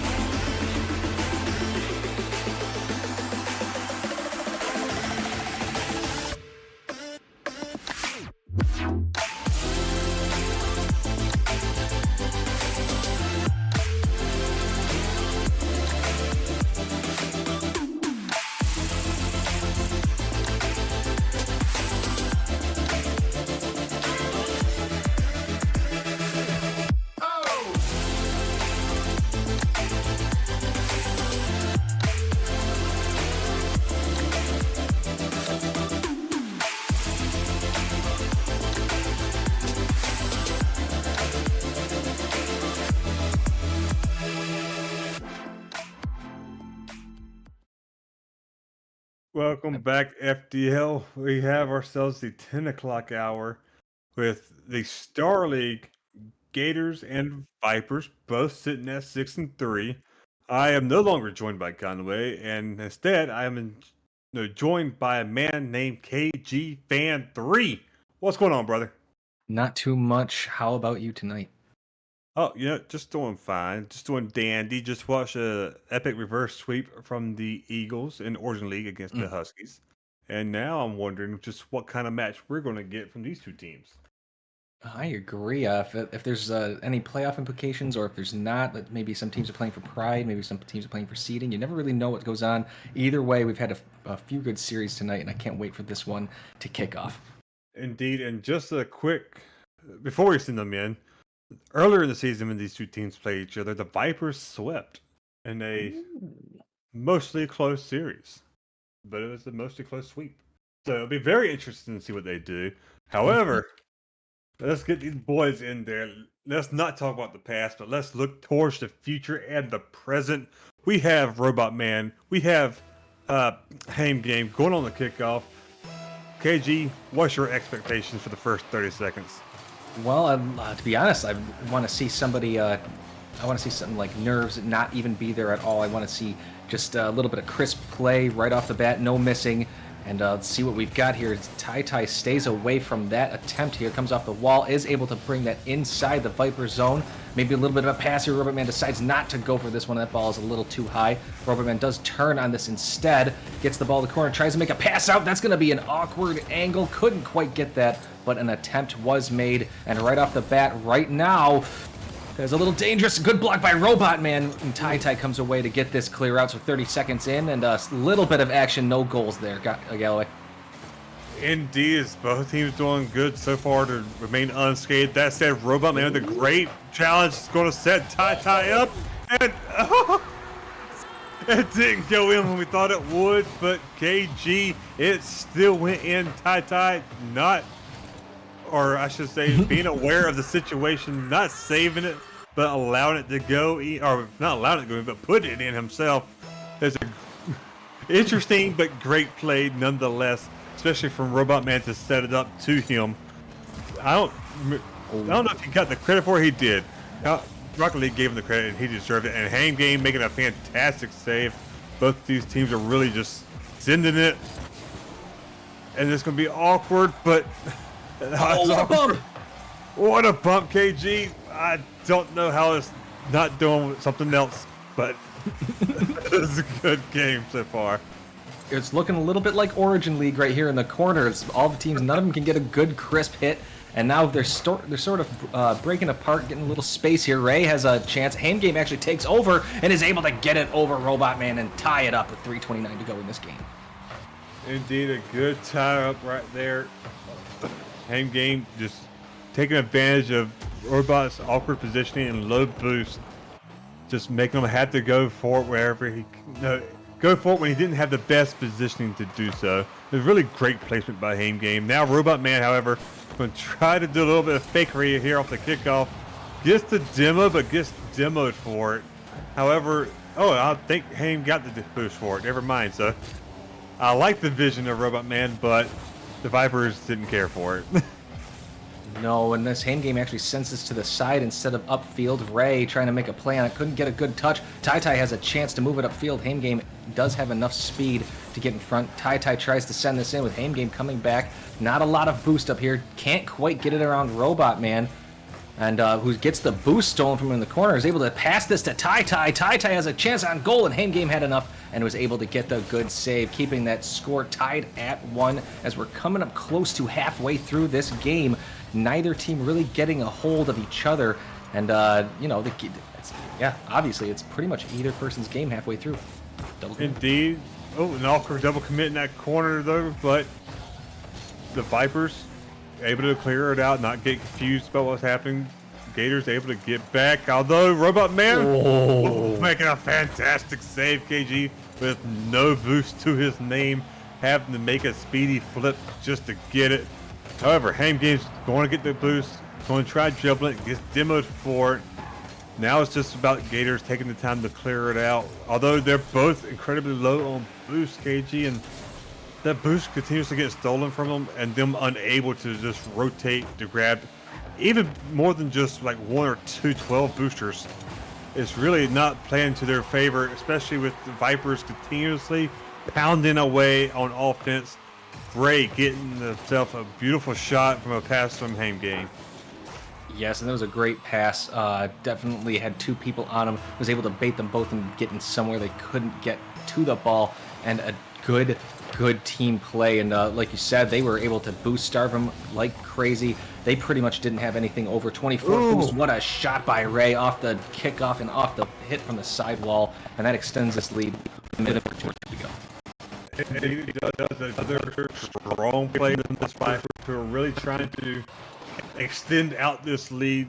They do not want to lose this series. They want to have the better record, the bragging rights from that, and show that the first matchup in the season of these two teams was not a fluke. That said, we know this is a strong Gators team. They're not going to make that easy. Ty is going to take it around off the back wall, get it around to the midfield. Robot Man with a wide open shot from that beautiful pass, KG, and just sinks it in, man. With just under a minute 30 left. They're only down by 1 now. Yes, this is still anybody's game, and that was a great pass, like you said. That was beautiful. Good read. Nice try by Ray, but couldn't do it, and it was a good play as Haim game sends this into the Gators territory. Ty maybe sending a pass down to Robotman. No, Robotman decides to come out of it. Tries to bump Ray on the follow-through. Robotman is up, is able to get a touch, but Haim game is able to win that 50. Ty demoing 1. Awkward landing from the ball, and Haim game couldn't read it. Pass to Robotman from Ty. Good clear out to the Vipers zone. That is a 50 win by Robotman. Ty couldn't send that true on, and we're still at 2-3. There was an opportunity right there. Galloway, a little bit of a mistouch. Ty going for boost, and unfortunately didn't see Robotman missing that, and they extend this lead 4-2. Mr. KG, still 3-2. This instantly sets up the Vipers for a goal. This Vipers team doing a good job being aggressive, picking their battles and just forcing it to go their way. Ray with a good kickoff. Robotman, a good job stalling it, but no boost to really try to do anything else with it. Ty reading what Ray is going to do here. And now, Gators, you're down by 2, 40 seconds remaining, but can't afford to get sloppy or just risk it all. All it takes is a quick moment just to get the momentum back in your favor. That said, last 30 seconds, Vipers really turning up the offense, not wanting to give Gators anything, and Haim game hitting it off that crossbar. I thought for sure he had it there. It's going to be awkward as Robot has 0 boost. And just like that, KG, there's an open net opportunity for a brief moment. Ray was able to get back to prevent it. Ty getting demoed. This is going to go into the Vipers' favor for game 1. More than likely, it's going to be a 4-2. Yeah, it's going to be a 4-2 game 1. And to draw up comparisons from the previous time they played, KG, before we start breaking down this one here, this is the same Vipers team that the Gators faced in week 3 when they played, and they swept them.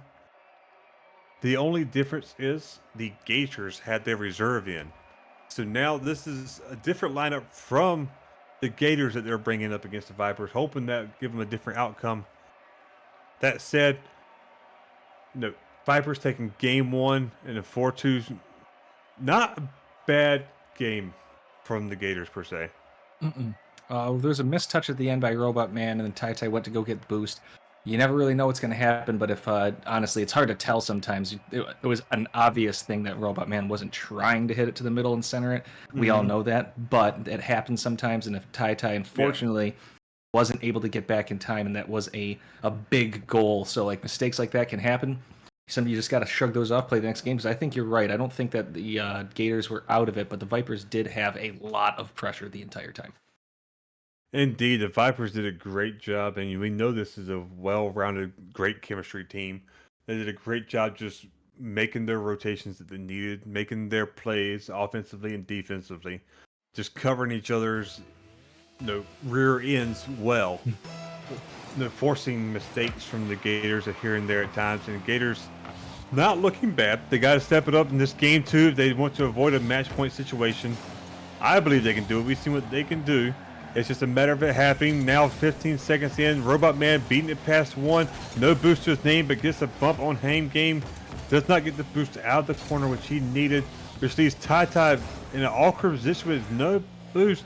That's another thing I've also noticed, KG. The Gators seem to be out of boost more often than the Vipers do.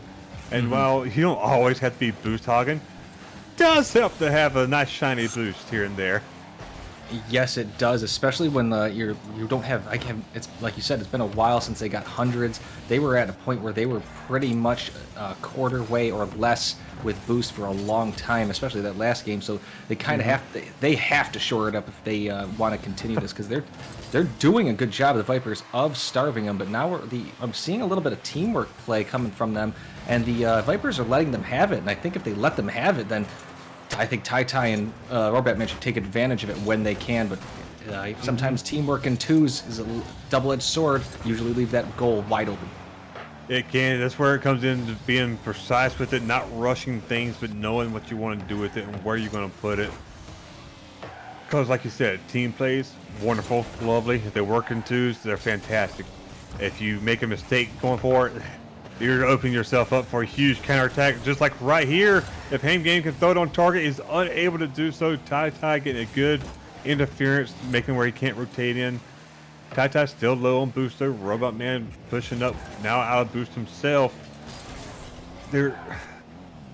I like what I'm seeing from the Gators. I truly do. It just always feels like they're running just shy of what they need to be able to make it happen. Robot Man, however, getting the demo and throwing it crossbar down Skidoodles. A little bit of retaliatory demo, and we love it. The Robot Man saying, "Hey, you know what? That was my teammate, you son of a gun. So here's your net. Here's my fender. Our lead now." And it's a good move. I'll take the demo any day if I score the goal, or I'll get demoed any day if I score the goal. And they did that, and it's a good job. Tai, the 50 by Ray, good win. Hame sending it upfield, and Robot Man has to get back on their own side. Hame Game did miss the opposite corner boost, went for the complete opposite corner boost, Robot Man gets 50, and it goes still inside the Viper zone. Ty's moving down on it, gets above Hame Game. Nice little touch here, has a chance to get another one. Does, and that's an open goal for Robot Man, and there we go, 2-0 for the Gators. What a play. My lord, what a play from Tai. That was more him than Robot Man. Screw you for scoring, man. You see that wonderful 50 or play from the corner into the 50 that almost sunk it in himself. Tai taking that first game and the demo personally from the last play. Now stepping up in that halfway marker, we have the Gators in the lead. Which I don't know. The Gators were not in the lead that last game, were they? No, I don't think they were at all. So this is technically uncharted territory. Yeah, that's right. This is uncharted swamp for the Gators. They're going to try to make a new home for it themselves. That said, this Vipers doing great offensive pressure. Robot Man not quite having the boost needed, but making the Vipers second guess, potentially rushing for that. So even if you don't have the play you needed, you can still play a mind game here. And just great patience from Robot Man, knowing how that shot's going to come in if he gets it. Beating that second man there. It's an open net. If Robot Man can get it down to his teammate. And unfortunately, I don't know if Robot knew that it was open net briefly. But it does not matter. A great zero boost stop by Robot Man, who's keeping the pressure on the Vipers half. Even if it's just himself sometimes, due to Tai getting demoed. Oh, good job by Robot Man to take the corner boost, prevent Hame Game from getting that. Tai gets bumped by Hame Game, but nothing coming from it. Over Ray. Ray didn't see that coming. Robot Man's barreling down on this ball, and he's going to sink it straight down the middle where T-Rex says, "Thank you for the yum-yums." Indeed. Robot Man getting his hat trick, and I liked what I saw there, KG. I don't know if you paid attention to it. We had the Vipers going for after he passed it out the corner, going for the bump on the back man, where Robot Man, being the first man out of position, went for the bump on the second man at the Vipers. So it's a double bump play that worked into favor of the Gators. And that's just a beautiful and somewhat funny play. Ray now getting it off the crossbar, unable to get it to go down though. And now Tai with a wide open counter, able to fling it in. And now under a minute left, KG, we have the Gators storming away, chomping at the bit for a victory in this series. And they're well on their way for that first game. Oh, I agree. That was a great fake right there. I think it was Hame Game to go flying, trying to block that ball, wide open net, and I'm glad they also just sent it down. Hame Game with a good demo, but Robot Man's right there to get the ball on their hood. tried to dribble. Good job by Ray. Ty goes up for the save, gets the easy save. Ray's trying to do something, sends it to the middle for Haim. Game's a little too spicy and goes opposite side, preventing anything good from coming to that one as Ray stops this ball, trying to send it to the opposite side. Robot Man's underneath it and steals it away. Maybe looking for a pass. He's been passing all game. Can't get this away from Haim as Haim nice and patiently stops that. But 30 seconds to go in this game. It's 4-0. And right now, the Gators have all the momentum in this game. And I don't see 4 goals in the next 15 seconds. Especially not with the Gators playing as well as they are right now. Getting aggressive, get bumps. Haim game get the demo off on Ty. However, will they score from it? No. There's a double commit from the Vipers. Unable to quite do what they needed. Robot Man with no boost. Try to get it down the field. He does so. Gets it to Ty, who gets himself a goal. No time for him to get a hat trick as well. However, he does have a playmaker for 3 assists. This Gators team was absolutely on fire. Let's just hope they don't dunk themselves into the water too soon and cool it off. So they need to keep it up to beat this Vipers team. Yes, that was a great game by the Gators. It was a good answer. The Vipers definitely have to send something back because that's a 5-0 win on a game where they won 4-2 last time. So, that's a great answer by the Gators. And I think that the Vipers really need to come out next game, be aggressive, and maybe shake them up a little bit, get them off their game, do something, because those were that was 2 for 3, 3 for 3. The shooting was excellent. Saves. It was a good, complete game for the Gators. It was. They were doing a fantastic job offensively and defensively. Getting the rotations they needed, the demos they needed. Although I think they received more than giving. They did a good job when they were demoing and bumping to make something happen from it. Both of them firing on all cylinders. Almost KG, a 100% shooting accuracy for the team. Yeah. Robot Man 3 for 3, Ty 2 for 3. I mean, when you have that kind of accuracy, it is hard to really and truly lose. It's hard to beat a team like that. But Vipers did take game 1. They definitely have the ability to win this game 3. It's just a matter of how they adapt to how that momentum shift went to the Gators. As Ray comes off the side wall, Ty is able to take this, send it back wall. Opportunity for a goal, and does get it, even though Haim had that extra touch. What a read by Ty, the patience. And again, Haim with a nice little settle down, but it didn't matter. Ty, great read. That was absolutely beautiful read. Great patience from Ty too. Not just to say, okay, he's taking it up. Does he make a mistake? Do I get out? He just took his time to read what was happening. Gators not slowing down at all from the momentum they built that second game. Now Ty is trying to throw it on, can't quite get it. Haim game getting it. Ty getting bumped. It's going to leave a 2v1 situation. Haim goes to the solo play shot though, right into Robot's waiting and loving skelly arms. Now if Ty can get it, it gets it around, and that's going to be an open net. That's going to be a 2-goal lead now for this Gators team, KG. I don't think you know this, but Ty pre-jumped to clear, and that touch was the result of the pre-jump. And I don't think anybody saw that coming, except for, I'll be honest, I have the bird's eye view, so I technically did see it coming, but I mean, really though, on the field, they did not see that, and that was a great play. Good job by Ty, 2-0, and that is that's not the start you want to have if you're the Vipers, and neither is that 3-0, 4:12 to go. Still plenty of time though. Yep, it's a good and bad thing that they're down by 3 goals at 4:12. Bad because you never want to be down by 3 goals, especially this early in the game. But it's good because there's plenty of time for you to stuff the Gators' momentum and turn this around into you scoring.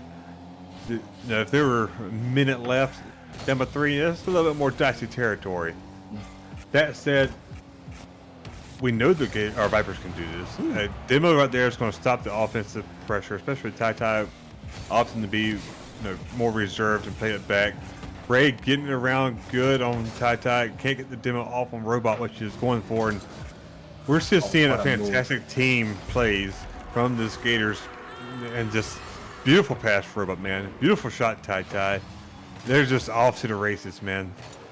they're trying to take a nice clean 3 games back to back.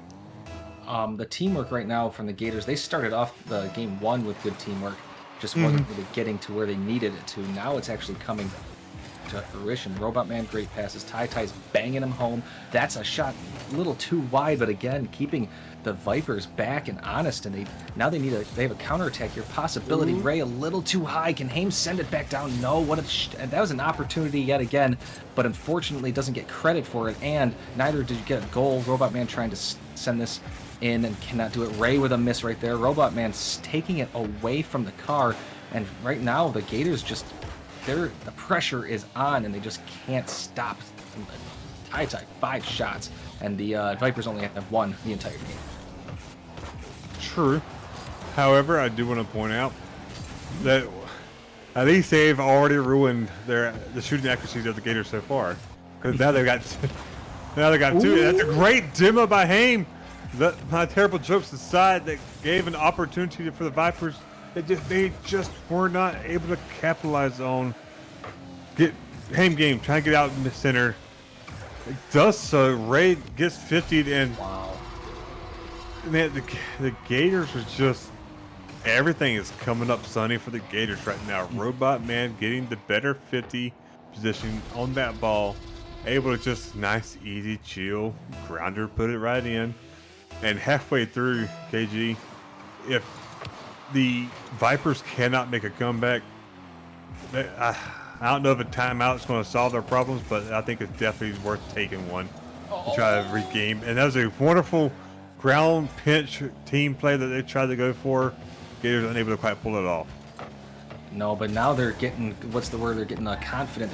They have that spark in them. Oh. Now they don't mind. Robot with a great demo. Ty trying to get around Haim. Haim with a good read, but ends up getting dunked by Ty, who goes up for it. Great touch. Does that roll up the wall? No, Robot Man is there, and that's going to be another one. 6-0. They're faster right now. They're reading the Vipers, and the Vipers have been very, like that right there, the hesitation. Unfortunately, they can't hesitate. I think they just got to go for things and just trust themselves. And not only the hesitation, but Haim game raced to the mid boost there too to try to boost star. And I don't know if you continue to watch him or if you followed the ball, but he rotated up the field towards offense, leaving it in a 2v1 situation with Ray being the only one back trying to save it. He really left. It was not a good judgment call, because you took yourself out of the play going for the boost to begin with, and then you rotated up the field. It's not, you're down. You got to get something kind of bold strategy kind of plays, but leaving a defensive play 2v1, you're really hoping your teammate can just win the defense and just really fling it out to you, or else you're just setting yourself up for failure at that point. Haim game trying to get the bump off that backboard pass, unable to just make anything come from it. Ray getting back, Haim going for the bump. I like the aggression the Vipers are trying to go for. I just feel like it's a little bit misplayed. Wow.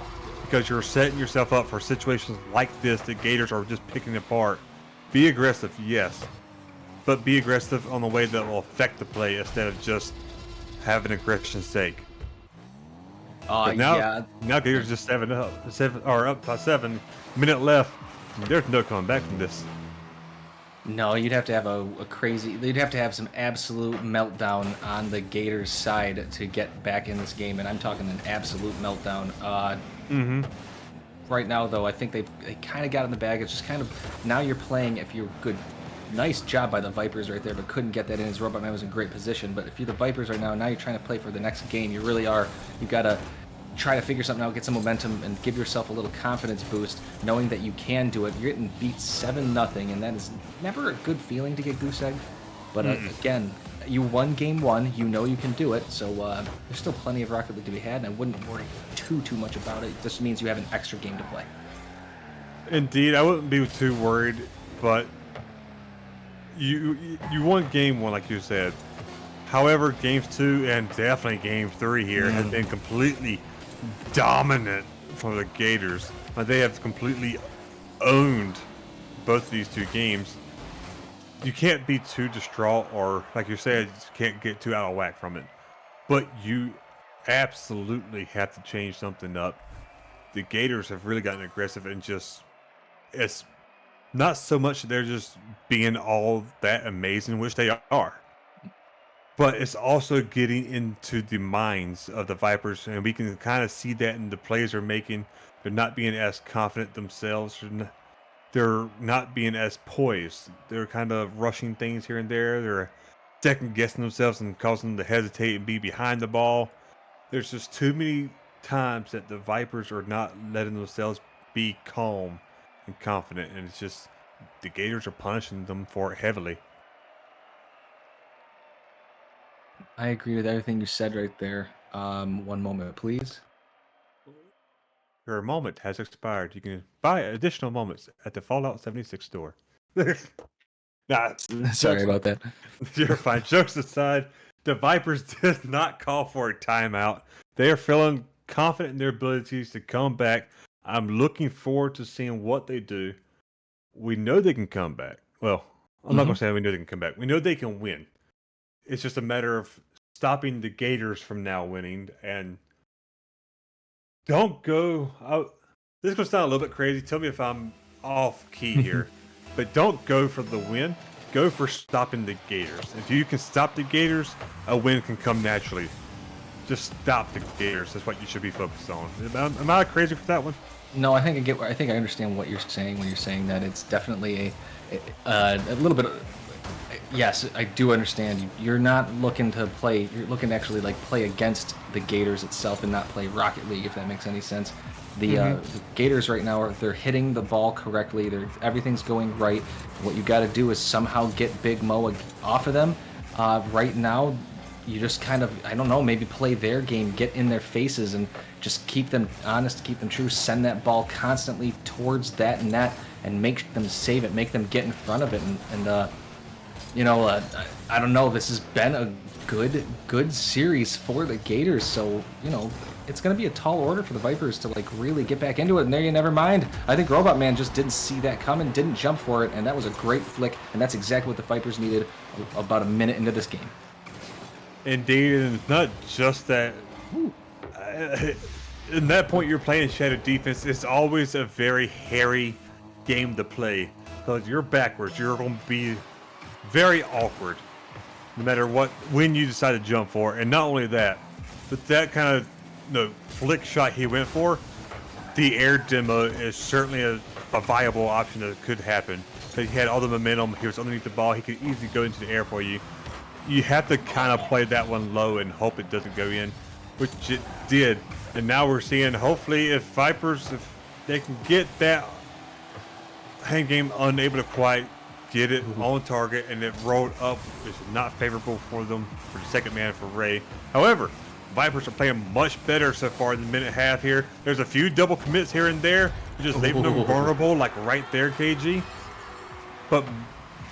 But the double commits aside, this is looking to be a much better Vipers than what we've seen the past two games. And if they can shore that up quickly, and they can just kind of announce when they're going to, so that maybe Ray right there knows he can get back. Although it was the boost was stolen from him, couldn't quite get any couldn't get faster. Still, maybe some quick communication on that one gets you back into it. But we still have a tie game. Tie ties up with a great win by Ray. That's going to go opposite corner. Can Hame Game get a good angle? It's an awkward angle to shoot from. Does it anyway? And Ray was there. Almost a great pass. Hame Game having plenty of time to get back. We're coming up on 3 minutes to go. Tie trying to pinch it off the ground. Hame Game with an easy save, not having to worry about it. Robot Man with a nice little touch, but can't control it, and the ball gets sent back.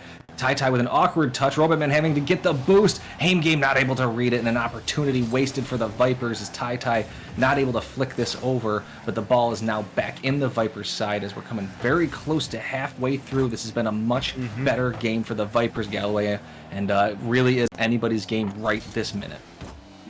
Indeed it is. And like you said, halfway marker now.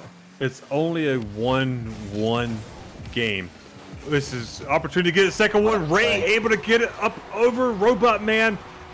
And this is what we've been crying for.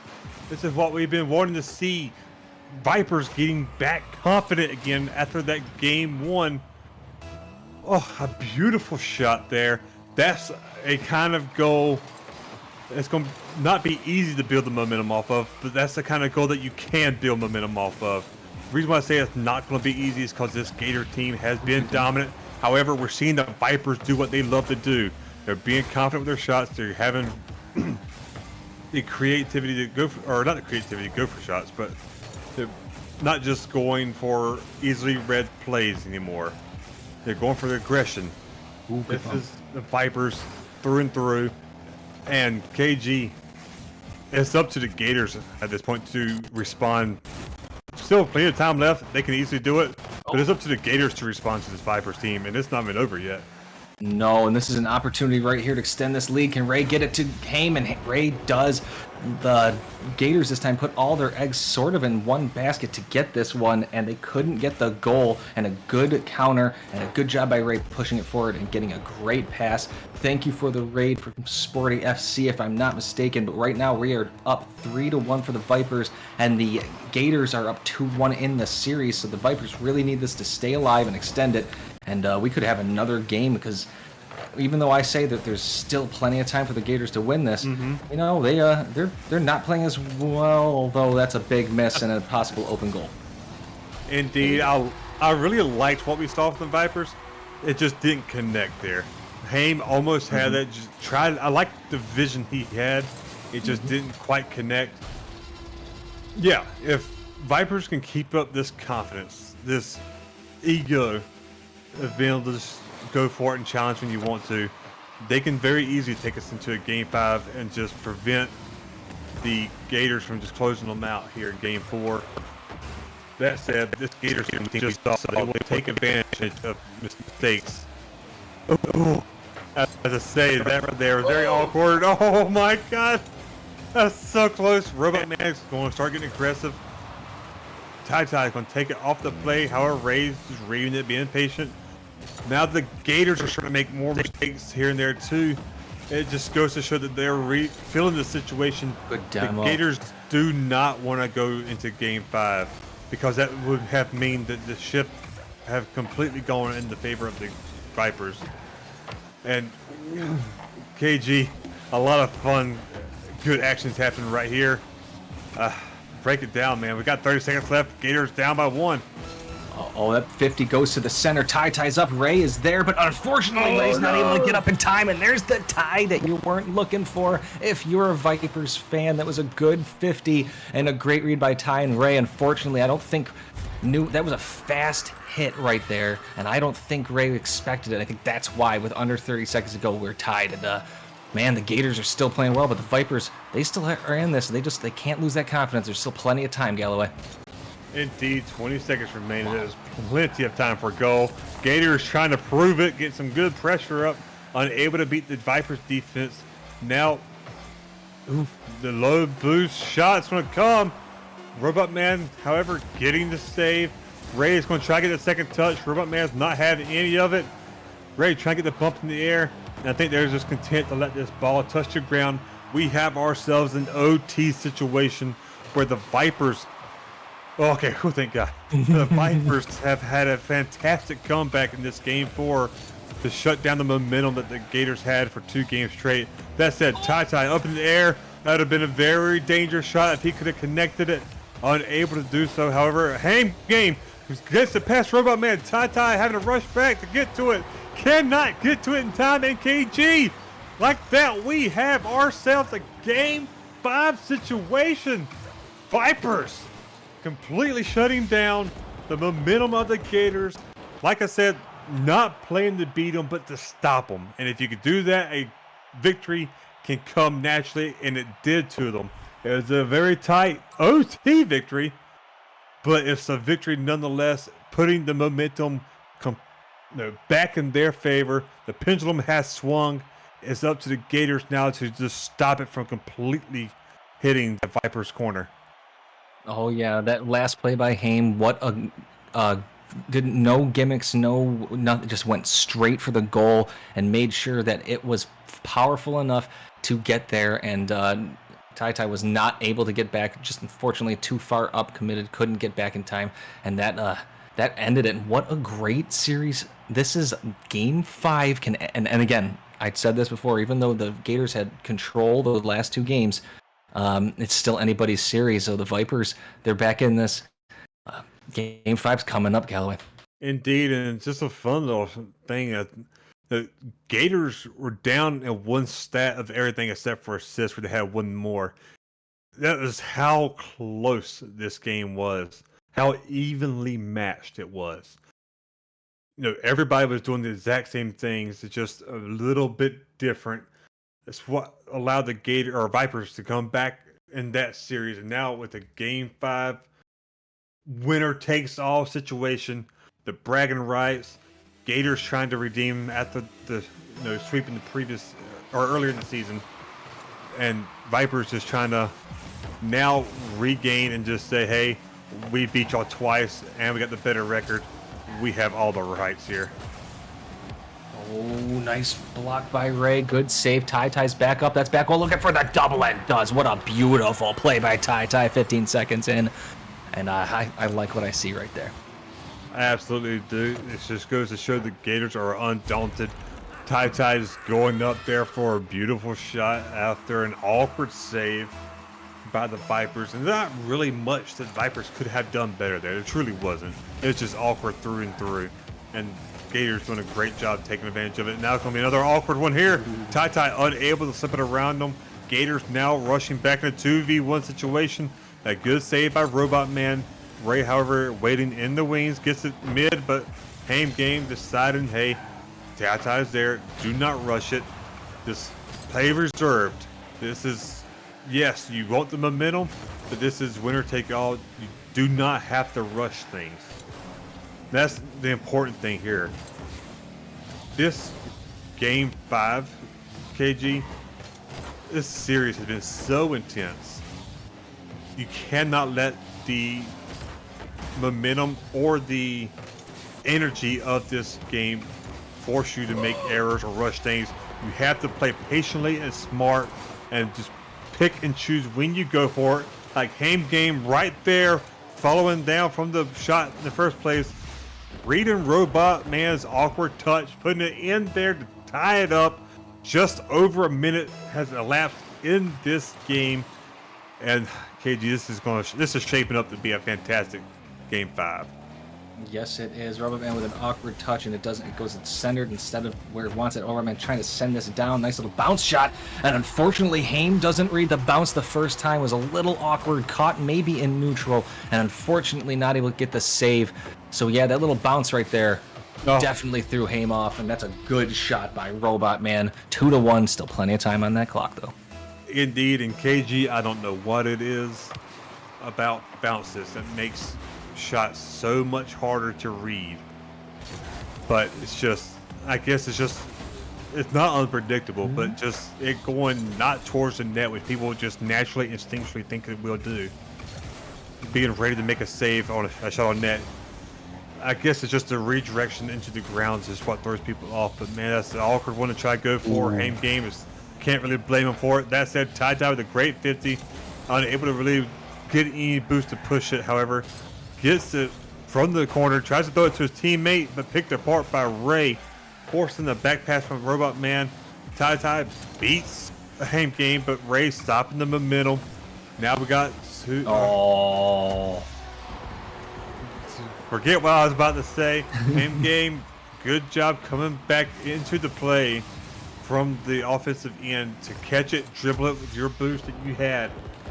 Fantastic second goal to tie this up.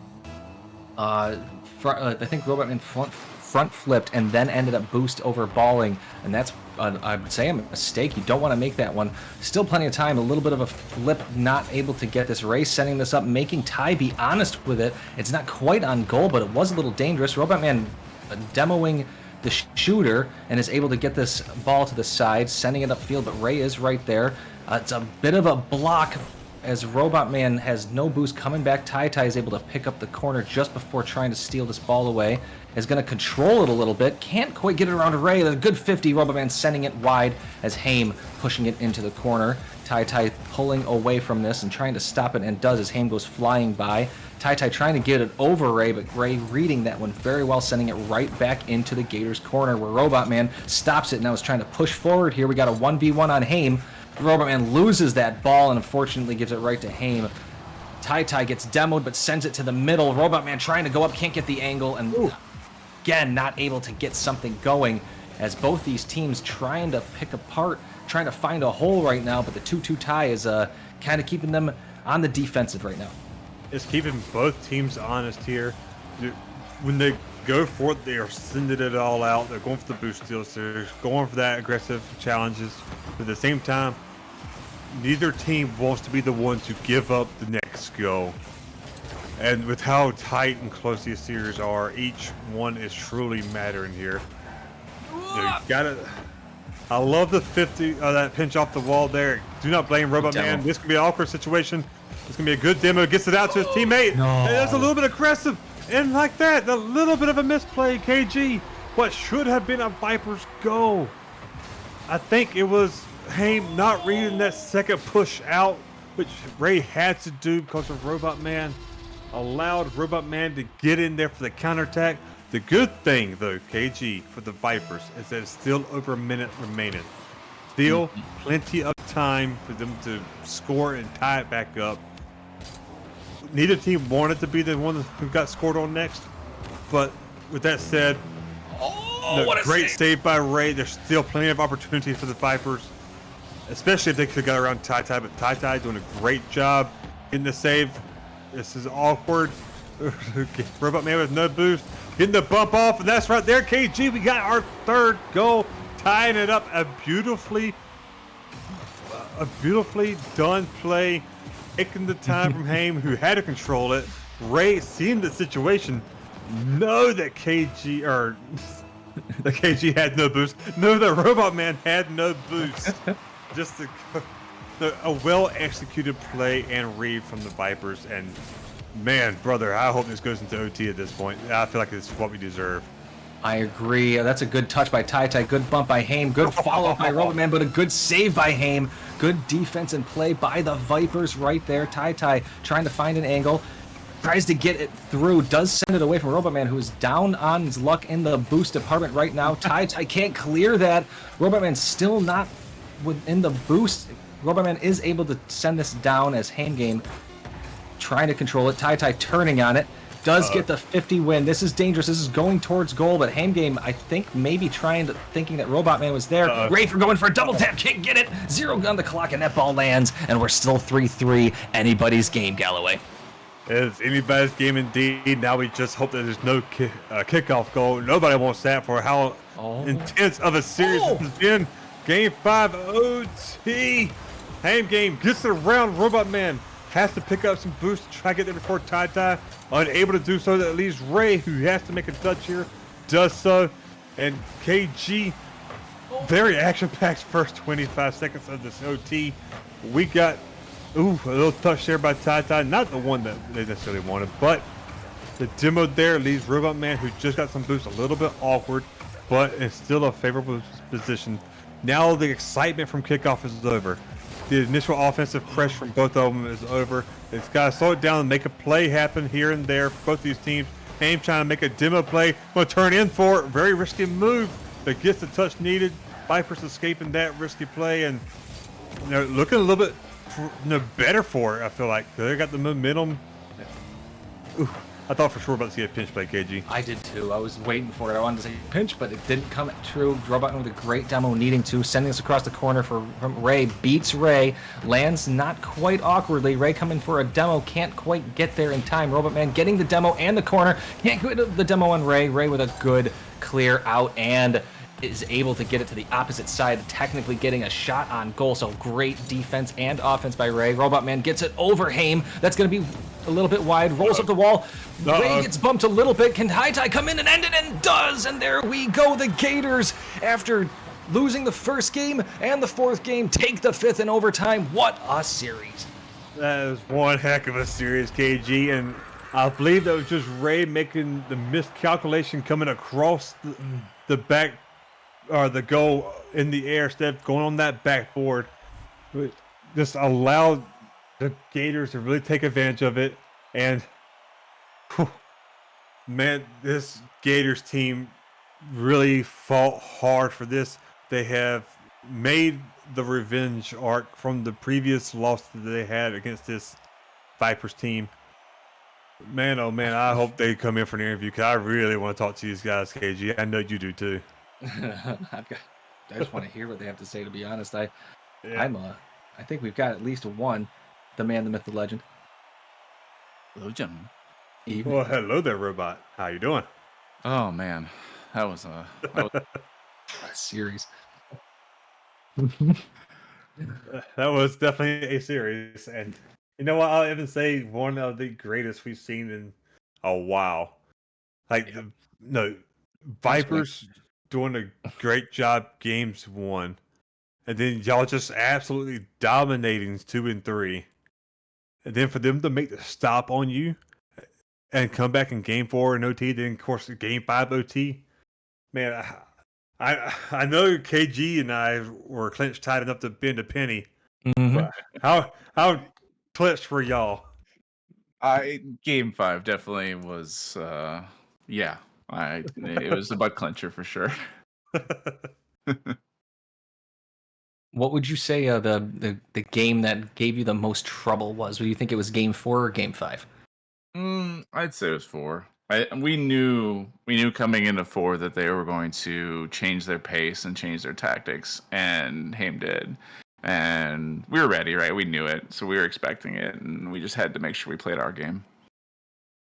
And even though we lost game 4, I still think it was one of those games that, again, the whole series, you had 2 really awesome games in 2 and 3. What do you think? I mean, I know you said that Haim changed his game up, but what do you think? Because it was it was a 2-0 on their side, and then they end up winning game 4. What do you think was the biggest change that they made?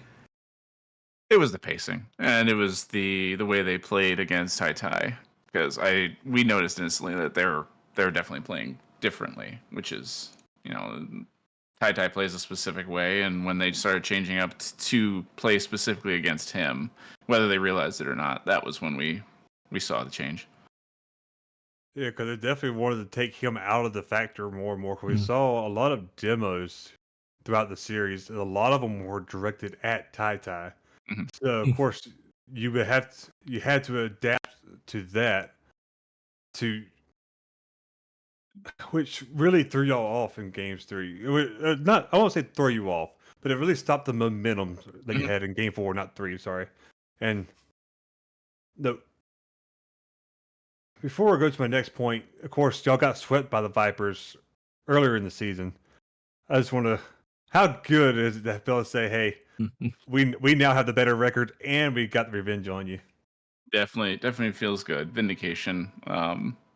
It was it, we lost to them handily. Well, they handled us well in that match, and I know why. And we came ready this time. Yeah.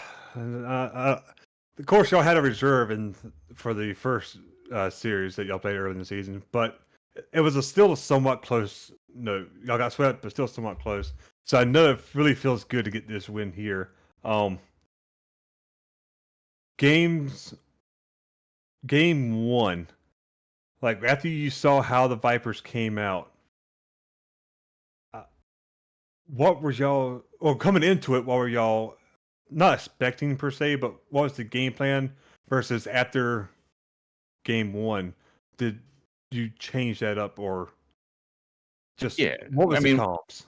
we knew what we had to do, and it was just a matter of playing our game. And we, without giving hints away, we knew what we had to do to ensure what we were going to do was successful. And you saw that in 2 and 3, and they adapted well in 4. So Mm-hmm. Gage, do you have any more questions for him, brother? Oh no! I think that was an excellent. Everything was good. I just had a great series. That was the fact that we went to Game 5.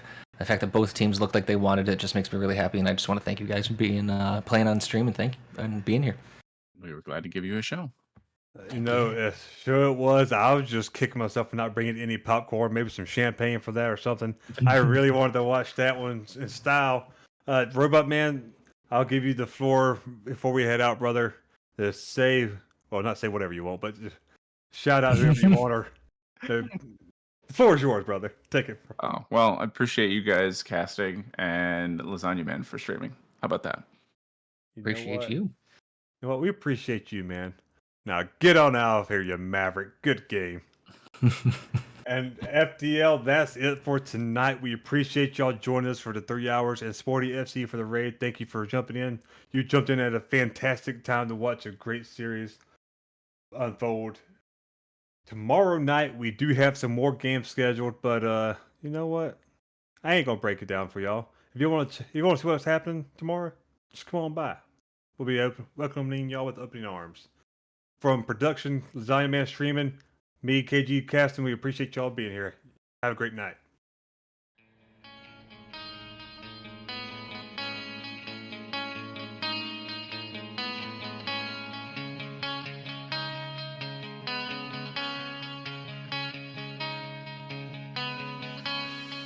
Can you please tell me your story? Tell it to me one more time. I just want you to keep